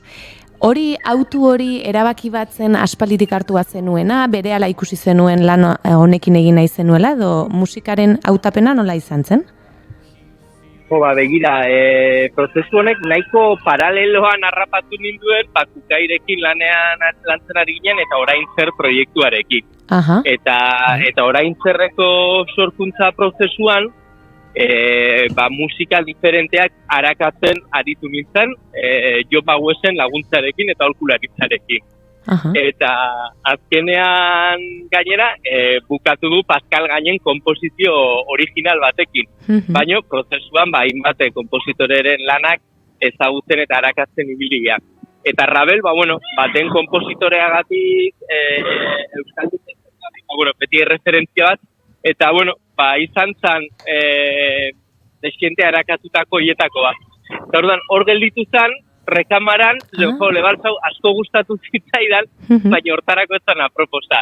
Eta pentsatu nuen, norbait noizbait etorriko da, ez duena uste zain hain goiz etorriko zenik, Ballet Biarritzen deia etorri zanean, pentsatu nuen, momentu hori da, kajoitik ateratzeko, gainera oso iraupena ere 12-13 minutukoa dauka musika pieza horrek, oso ondo gokitzen zen formatu horretarako, ezta? Indarra dauka, bizia da, eta horrela etorri zen.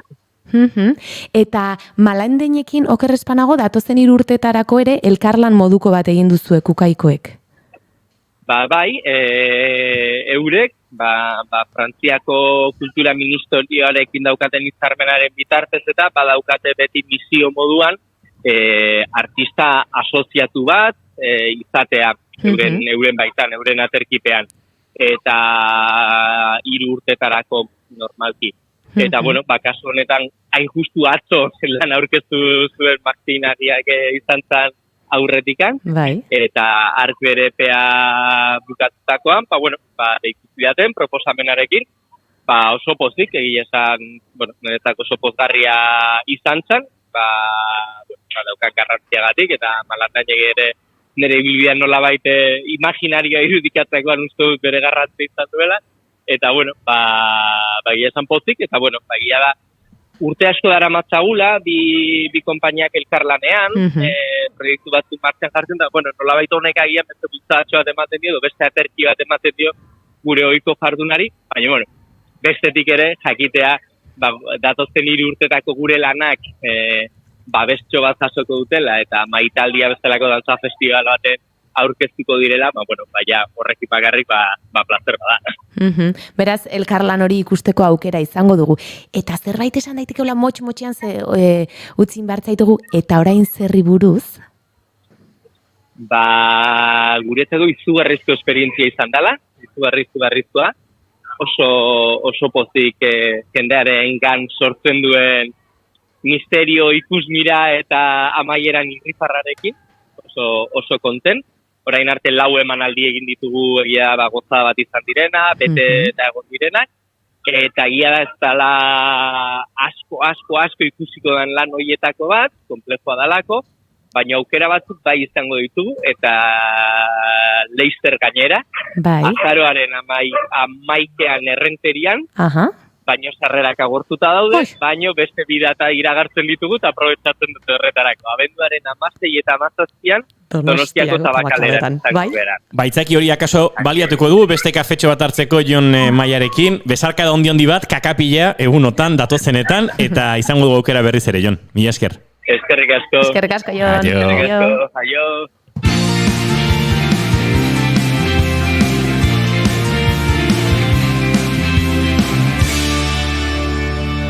Keep calm and bigarren kafea.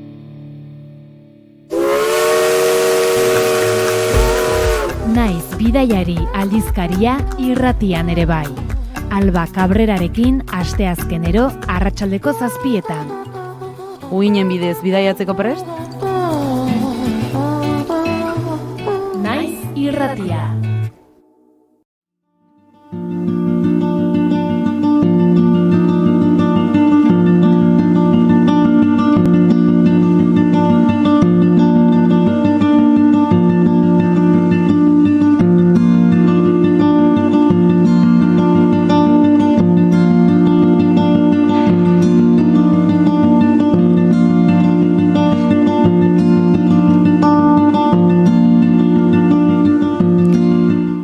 Xabi Etxeberri eta Bilaka kolektiboa. Baiona, musikaria. Txikitan Xabi euskal dantzetan aritu zen leinua dantzataldean. Eta musika eta dantza biak lotuak direnez, hainbat ikusgarritan musikari lanetan hasi zen. Horrela, harrezkero bide honetan jarraitu du, beti ere dantzariekin eta dantza talde ezberdinetan lan eginaz eta halaxe jarraitzen du oraindik ere.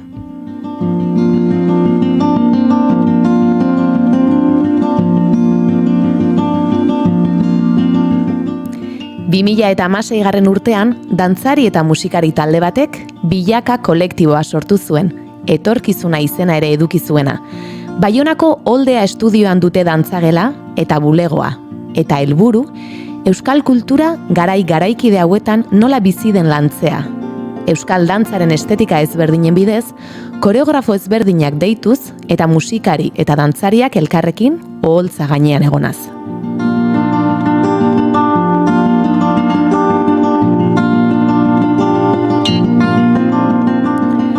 Horrez gain, dantza herriari hurbildu nahi diote, jendeari. Eta horretarako, euren ikuskizun askotan, ikuslegoak ere parte hartzen du. Sortu zenetik, ikuskizun ezberdinak eskaini dituzte. Leiotik, saioak, basaide, distantzian, eta akaso euren lanik handiena izan daitekeena, azken aldian biraka dabilen Martin Arriagak koreografo garaikidearekin sortutako Gernika lana.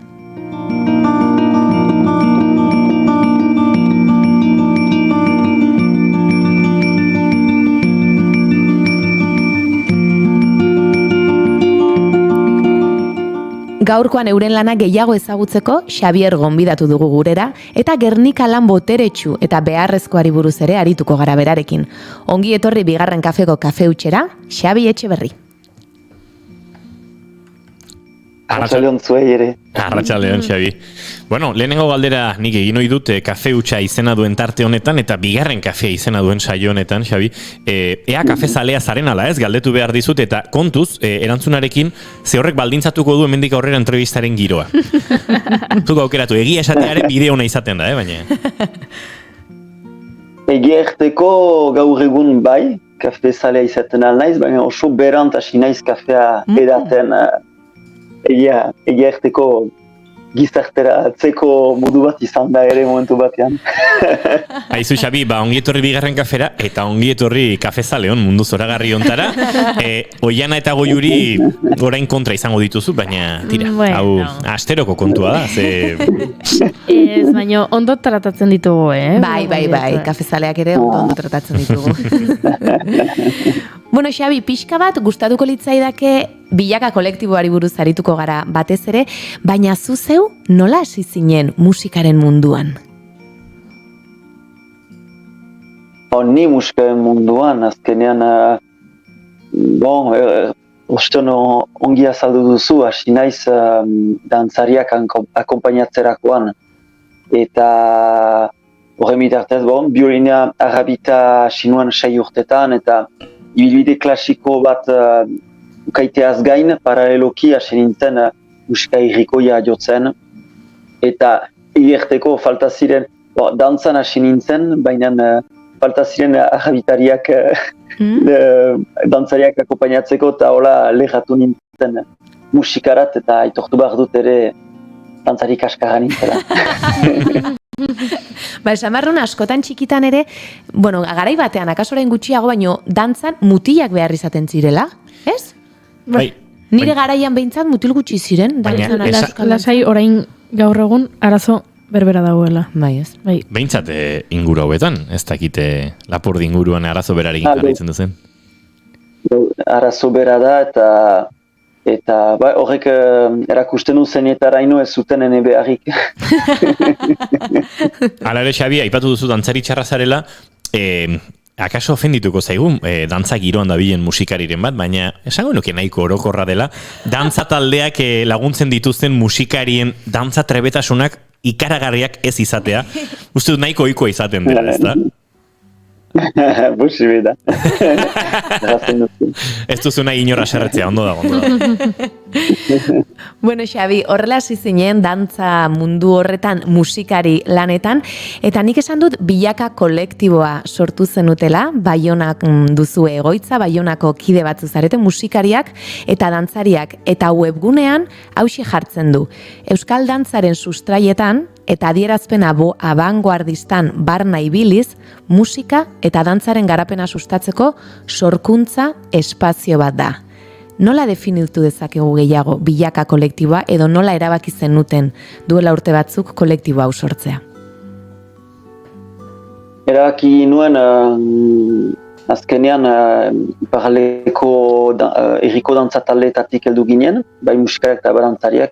Eta gogo bat ukigin nuen 21 urtetan gure artean biltzeko eta esperimentatzeko gauza batzu. Eta ideia zen lehenik elgarrekin biltzea plazarrentzako eta gure xedea izan zen exigentzia artistiko batean sartzeko gogoa zuketen artista eta biltzea. Eta horren bitartez gure gogoa zen maiz existitzen zen formatua izaiten zen koreografo batek artista batzuen hautatzea, erriko dantza taldetatik hautatzea artista batzu, eta gero ikusgarria bukatuta ez itaitea talde egonkorri. Eta gure asmoa izan zen alderantziz egitea, piramidea piskat alderantziz sartzea, egonkortzea artista ekipa bat, bai dantzan eta bai musikan, eta kolaboratzea estetika ezberdinetako koreografo edo komposatzaileekin. Eta azkenean, egonkortzea dantzari taldea, gaur egun 5 dantzari profesionalez osatua dena, eta horren bitartez horiek ere aberasten dira besteekin trukatuz, eta beraz hori zen piramidea piskat alderaziz zartzea. Aipatu dituzu estrenatu ginituen ikusgarri ezberdinak, eta pixkanaka, orain Gernika ematen dugu, eta Gernika da gure filosofia eta gure desmartxaren maitzarik onena pentsatzen dut, zenta kolaboratzen dugu Martin Arriag koreografoekin eta musikan Stefan Garrenekin, eta bi horiek eskola herritarrak dira, baina joan dira haien ibilbide artistikoa sakontzeat nazioarteko herri batzuetarat, eta bueltatu dira, eta haien eskol kulturarekiko ikuspundua oso interesgarria iduritzen zaigu. Justu entzuten ari gilena, Ensemble Zero taldearena da, uste dut Stefan Gagin bertakoa dela, horrexegatik aukeratu dut musika hori, eta Gernika aipatu duzu, beraz uste dut zuzenean pixka bat gehiago sartuko garela lan honetan, aipatu duzu Martan eta Stefan euskal herritarrak izanik, akaso kulturarekiko ez zutela hainbesteko hurbiltasuna, ez zuek adinakoa behintzat, nolakoa izan da beraz, beraiekin lan hau sortzea, Gernika lan hau?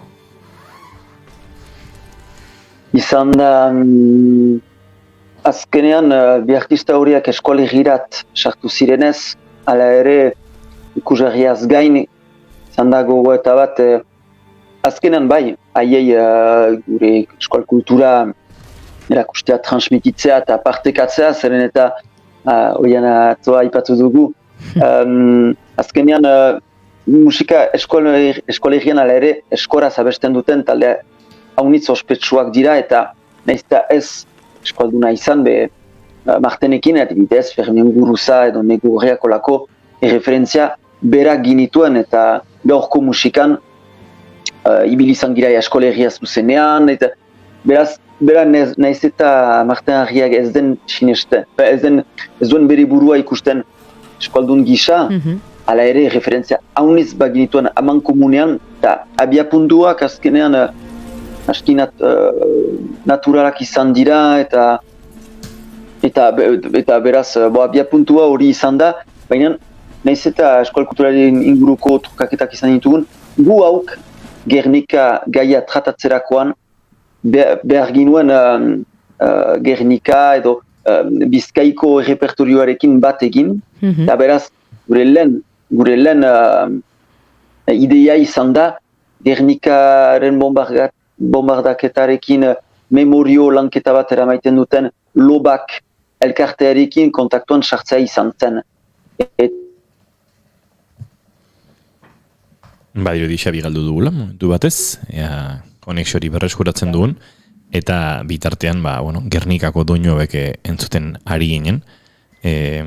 Nik atzo izan nuen lan hau ikusteko aukera, eta gainera bera aipatzen ari zen koreografoa, Martan bertan izan zen, eta bera komentatzen zuen adibidez, berari asko interesatzen zaizkiola gai politikoak, eta gizarteko gaiak, eta berak Israelen pasa ditu azken 6 urteak, eta bertan bizitako bombardaketak ere gogora ekartzen zizkiola Gernikarenak, eta pixka bat hori ere islatu nahi zuela. Baina hor dago Xabi uste dut, dagoeneko, kontatzen ari zinen Gernikako elkartearekin harremanetan jarri zinetela pixka bat lana hau asterakoan edo.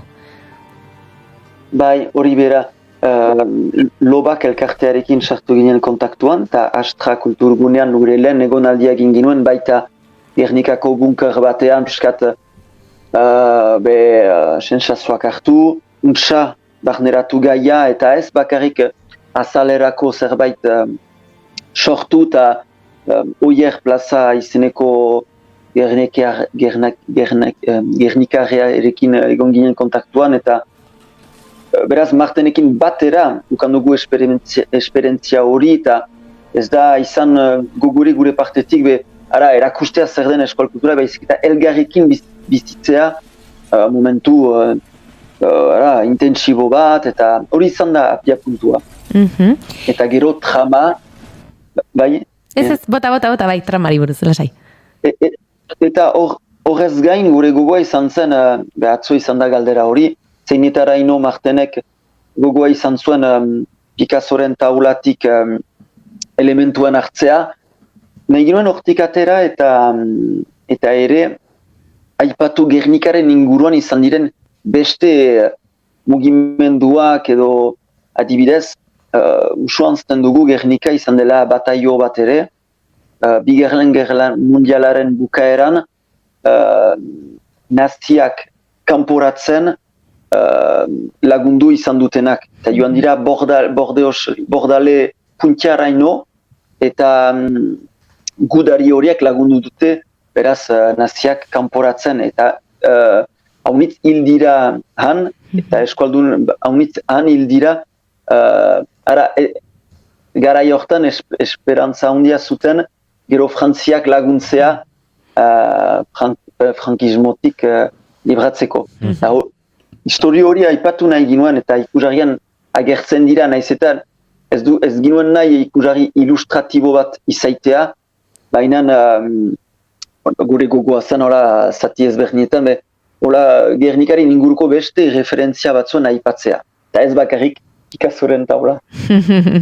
Eta bada gai bat beti buruan izan duzuena, bilaka kolektiboak beti izan du buruan Gernikari buruz zerbait egin nahi dugu, edo nola zein izan zen azitxoa hori sortu zuena, edo beti egon da hor barnean, akaso? Gero gerla eza, eta hori izan dugu, lehenago aipatu duzu Martin egon zela, beraz kibutz izeneko konpainian, Israelen, eta berak han bizitu izan du, hango gatazka, eta egunerokotasunan zer den bombardaketak izaitea, eta nahiz eta pentsatzuntan alde honean izan, baina nara ere gatazkaren erdian izan da, eta bizipen haunitz urbilitik izan, bombardaketa batzu bizitu izan zituen, eta bunker batzuetan gordetzeko beharra. Eta beraz hori eskolegiratik zerakoan Gernikaren gai hartu nahi zuen modu orokorrean gerlen aipatzeko eta zoritxarrez Gernika estrenatu dugunean Ukrainiako gerla hasi da.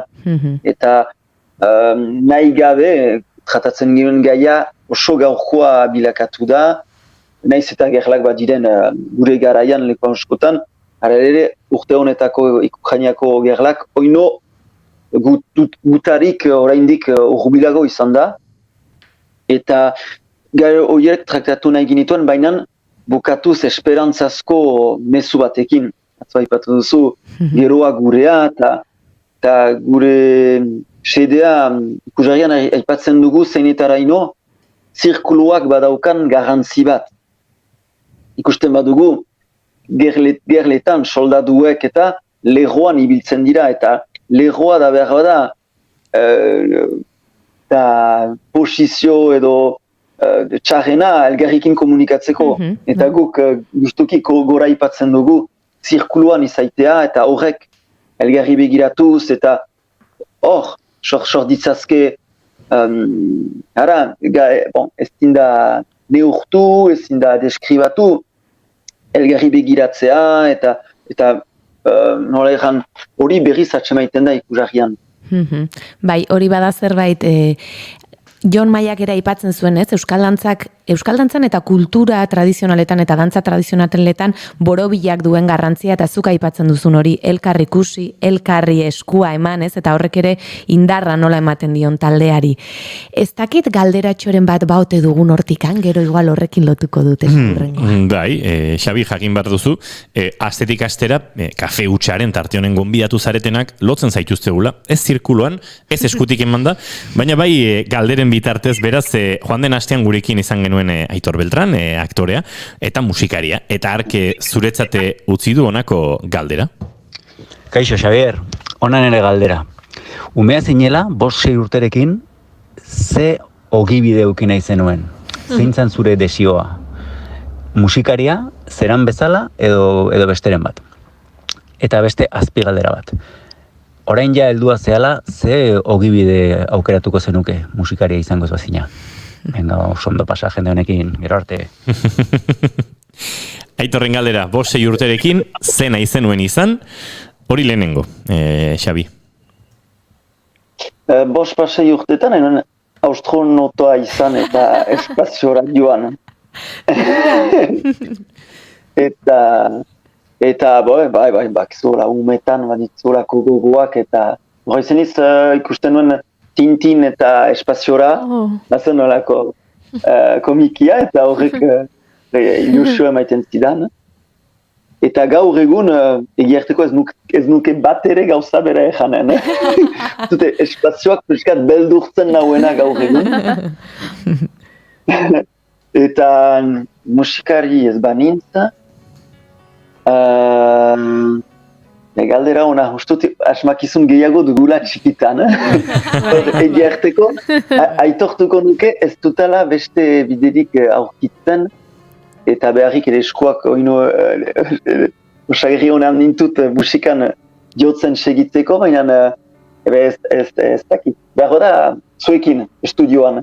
Begira. Begira, ez du ikusi akaso estudioan, baina hemen ere instrumentu mordoa dauzkagu, beraz, aprobetxado. Bada Xabi biolin bat sokak aldatu eta arku berria beharko lukeena, baina bada mandolina bat, bada gitarra bat, bada piano bat, bada teklatu bat, bada akordeoi bat, bada ukelele bat, bada pandero bat, bada gitalele bat, eta harmonikaren bat ere hortik izango da, bai, beraz, aizu, igual hemen dik aurrera hasi behar dugu serio hitz egiten, Xabi Etxeberriren etorkizun hurbilari buruz eta ogibide berriari buruz.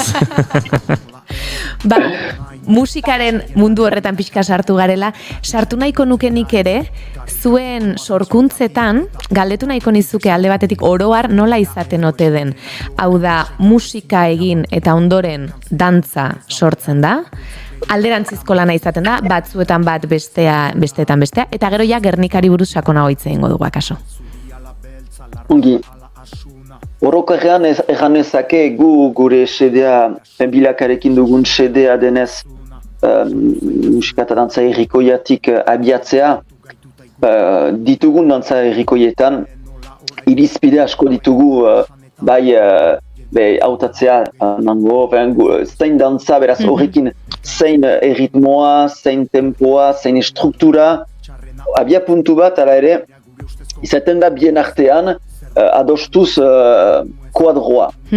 Gero, uste dut biak paraleloki aintzinatzen direla, baina dantzariek ala ere ez inposatzen, baina fisikoagoa denez dantza, bada zerbait nun eta behar da koherentzia bat eta azkenean ez dugu ikusargirik nun eta musika lehenik sortu izanen eta gero dantza. Eta alderantziz ere, dantzariak musikariak gabe ez dira ezer. Barri egiten dut, baina azkenean dantzariak ere behar dute zerbait dantzatzeko eta kostatzen zaie bestenaz animatzeko eta beraz, usu joan etorriak dira eta gure sortze prozeduran batzutan izaiten da musika jabukatua eta dantza sortu, gurean beti joan etorriak badira eta kolektibo dimensioak hori albidetzen du ere. Elkar egokitzea, ez, Xabi? Hori da, elkar egokitzea, elkar ezagutzea eta sortze prozeduretaik ere elkar ikusten dugu eta xantzatugu elgar ulertzea. Gaur arte geldi dadin isiltzen gira, baina isiltzen girelako segi dezake. Ez dugu besteekin bizi nahi, baina ezin dugu. Duela gutxi izan genuen Odei, hemen Odei Barroso eta egia esan, aspalditik txundituta bere azken lan honekin. Badakit Gernikan ere, zeharka bada ere parte hartzen duela, akaso bere bertsolari fazetatik gertu bago, baina ez dakit, euskal hip-hopa edo euskal trapa edo euskal drila baldin badago, Odei izango da, ez estilo horren ordezkaririk sendoenetakoa, eta ez dakit, Xabi, gertu duzue, badakit harremana ere baduzuela, eta inoiz planteatu duzen bilakan horrelako estiloetarako elkar lanen bat, edo ez dakit, tradiziotik beste giro batzuetara, edo horrelako saltoak egitea, edo inoiz hau bururatu dute zaizuen. Bai, biztan dena, kolaborazioak egin izan ditugu Odeikin jaranik, Ekin behar da hor Gernika ikusarrian berak idatzi du bukaerako bertsoa eta honitz hitz egin ginuen elgarrekin horren idazteko. Eta gero, dena pentsa daiteke, dena pentsatzekoa da, eta jakin behar da, odeikin musikan ari naiz ere bilakatik aparte baditugu musika taldeak, eta naiz eta dantzari lotua, jotzen dugu hauen izeneko rap proiektu batean, baden zuzenezko musika, eta beraz, eta zendako ez, kolaborazio bat egin, beraz, bilakako dantzariekin, talde horrekin, eta baina, zinez bilakaren espirituan da, bai, drill eta rap, zinez gaurko musika, gaur egun puntian aurkitzen dugun gaurko musikako estilo horiekin sortzea eta ustut, atzo iturritik, erraiten duen iturritik edaten ginoela, ustut egarriak girela edo zoin beste musikatik edateko. Eta Gernikarako musika honi buruz zer esan dezakezu, zuk sortu duzu Patxi Amuletekin batera, eta baita Estefan Gaginekin batera, nolakoa izan da sorkuntza hau? Zen ikuste dut izugarria dela musika aldetik ikuskizun honek duena, zuzenean bertan zaudete, indarri izugarria du, eta nik uste dut elementu ezinbesteko bat, eta zoragarria irutu zitzaidan, onartu beharra daukat. Beraz, jakin nahiko nuke pixka nola izan zen sorkuntza hori Gernika lanarentzat musikaren aldetik?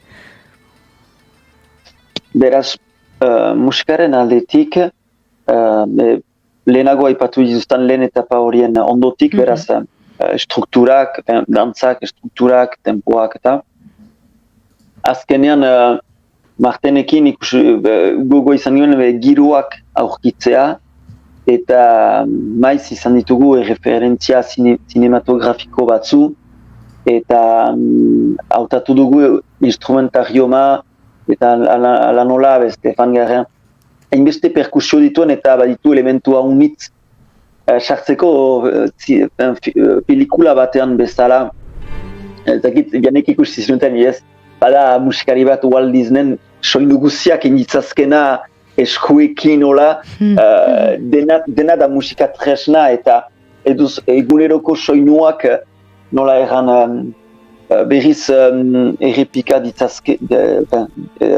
daitezke egiazko tresnekin eta ideia zen perkusioekin nola irudi batzu eman, nola soinu batzu eta gauza bera Patxitaenekin nola beste ikusarri batzuetan haunitz sampleak baliatu izan ditugu edo musika elektronikoa eta hor gogoa zen tresna organikoekin sortzea eta hori izan dugu desmartxan ikustea eta zenbat giro ezberdin sor ginitzazken ditugun musika tresnekin eta beraz eta gogoa izan da ere errespetatzea, Bizkaian aurkitzen diren melope edo eskala harmoniko aurkitzen diren eskala harmonikoak albokarenak adibidez. Miraz. Ez. Entzun nahi zoien, ez? Bai, entzun nahi. Bajoiztu bukatu zego. Bajoiztu bukatu zego. Horari nintzen irudikatzen beste gazatxe batzuk. Eta aipatu dugu, zuk aipatu duzu Odei Barrosoren azken momentuan entzuten diren hitzak bereak direla, eta egia esan, spoilerrik ez dugu egingo, baina indarra dauka bukaera horrek, eta nola bukatzen den, ez, ikuskizuna. Atzo Victoria Eugenian sekulako arrakasta izan zuten, bai, ez dakit, publiko guztia altxata zenuten, sekulakoa izan zen, nik uste aspaldi ez nuela olakorik ikusi bertan, eta beraz alde horretatik uste dut zorion dut, eta poztekoa dela. Eta ja bukatzen ujun bar dugula uste dut, ze hola inogok jaseiak hurbil daudela esango du berehala, baina bukatzen juteko, baina bukatu aurretik, bilaka kolektiboaz ari gara, eta formakuntzak ere ematen dituzue, eta baduzu ere zuen kolektiboaren barnean, ez, ikuslearekin pixka bat lantzeko nahi hori, ikuslearen gana dantza hurbiltzekoa, hori guztia nola egiten duzue? Azkenean gure proiektuan presentatzeko bi ardatz ditugu. lehen ardatzean idazkera berriko sorkuntzak egiten ditugu, beraz guk sortuik edo kolaboratuz, Martenen kasuan Gernikarentzat, eta gure bigarren ardatzean, ideia da piskat koreografiatutako dantza desakralizatzea, eta berriz ditea dantzaren oinagira, ala nola plazetan dantzaldien bidez jendea dantzaraztea amankomunean dugun dantza errepertorioan inguruan. Eta bilakan badugu dantzaldi errikoi formatu bat, non jostatzen giren ere, berriz hartzea ikusgarriko musikak, edo bilakako dantzariak noiztenka sartzea zirkuluaren erdian eta berriz botatzea ikusgarriko koreografia bat, eta hola, zentzua emaiten dugu ere, holtza gainean emaiten dugunaikin, eta hori baita etnologo batek Thierry Truffok erraiten du holtza gainekoak ez duela balio kalean ez badageago existitzen. Eta hori oso garrantzitsua zaigu eta beraz bi ardatz horiek garrantzitsuak dira gure proiektuan. Ze polita esaldi hori ez, holtzakoak ez du balio kalekoak. Bai, kalekorik ez da. Bai. Askotan ahaztu egiten dugu ikusle hori edo hurbiltasuna edo jendea bera, ez? Eta lehen Jonekin ere hitz egin dugu Iturritik jaialdiari buruz, atzo zuen ikuskizuna Iturritik jaialdiaren baitan eskaini zen. Iturritik jaialdio hau bada tradizioaren inguruan hitz egiten duena, eta atzo elkarrizketan zehar asko aipatu zen tradizio askotan ulertzen dela garai bateko zerbait bezala edo pasatako zerbait bezala, eta kaso batzuek uko egiten diotela, zenbaitetan. Eta dantzarietako batek Zibelek esan zuen, eta asko gustatu zitzaidan euskal dantza garaikidea dela. Askotan edo jendea pentsa dezake, euskal dantza, ze garaietako ez dakit zer dan. Zuentzat, tradizioa zer da? Tradizioa nuetako transmititzen den zerbait. Eta negia Jonek aipatu maiz horren inguruan gogotatu izan dugulai, eta azkenean transmititzen dugu, traiditzen dugu ere transmititua izan zaigunaz, eta gutai pasatzen da gure influenzia guziekin. Azkenean guk ekartzen dugu, nik ustut kultura dela baliabide piskat unibertsal bat, denena dena, eta justu hartu behar dena, gaur egun ekologian asko aipatzen dira baliabide agortzen ari direna, eta kultura ez da sekulan agortzen. Hartzen alda gurea egin eta gero beste zerbait egiteko, baina ez da inorena baliatzen duena baizik. Eta nik ustut tradizioa hori dela. Zerbait eskuragarri dena eta hortaz elikatzen algirera, eten gabeko baliabide bat eta gero gurea egiteko. Zederra, Bai. Baina arratsaleko seia bueltan ditugu eta Xabi Etxeberri agurtu egin behar dugu. Kakapila, pilatzen joan dadila Gernika lan hori eta datozen bestelakoak bilaka kolektiboan. Eskerrik asko Xabi guretzat tartetxo hartzeagatik eta oian azu agurtuko zaitu datorren ostegunen arte. Ados, bai, datorren ostegunen arte. Goiuri zu bihar arte. Bihar arte. Eta Xabi zuk nahi duzun arte, akaso lehen orairean geratu den gure laborategigerako bisita eta instrumentu hauen saltza bideratu behar dugu beste une batean. Bikai, ikusi dut atzo pasatzean nuntzin ezten, hortizte grosu aldean? Nik nahi bai. Karo, atzo Victoria Eugenian izan ziren behaiek, ez, Tolosara oso gustura etortzen naiz, eta trenea aprobetxatzen dut orain izugarri. Tolosara etorrarazten haute. Baina Ilarailean, Donostian izaten gara, baina Tolosara ere gonbidatu atzen. Bai, Xabik, seguru Tolosan musikari handiz inguratutako herri hontan baditola lagunak eta egiteko elkarranak. Xabi Etxeberri, mila esker eta nahi duzun arte izan ondo. Mila esker. Mila esker zuei. Aio.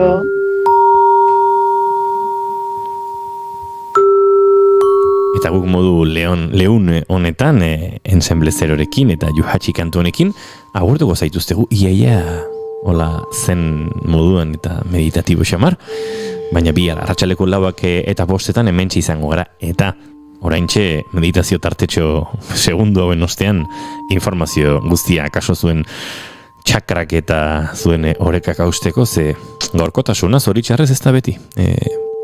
Orekaren aldeko izaten. Bihar arte, aio. Aio.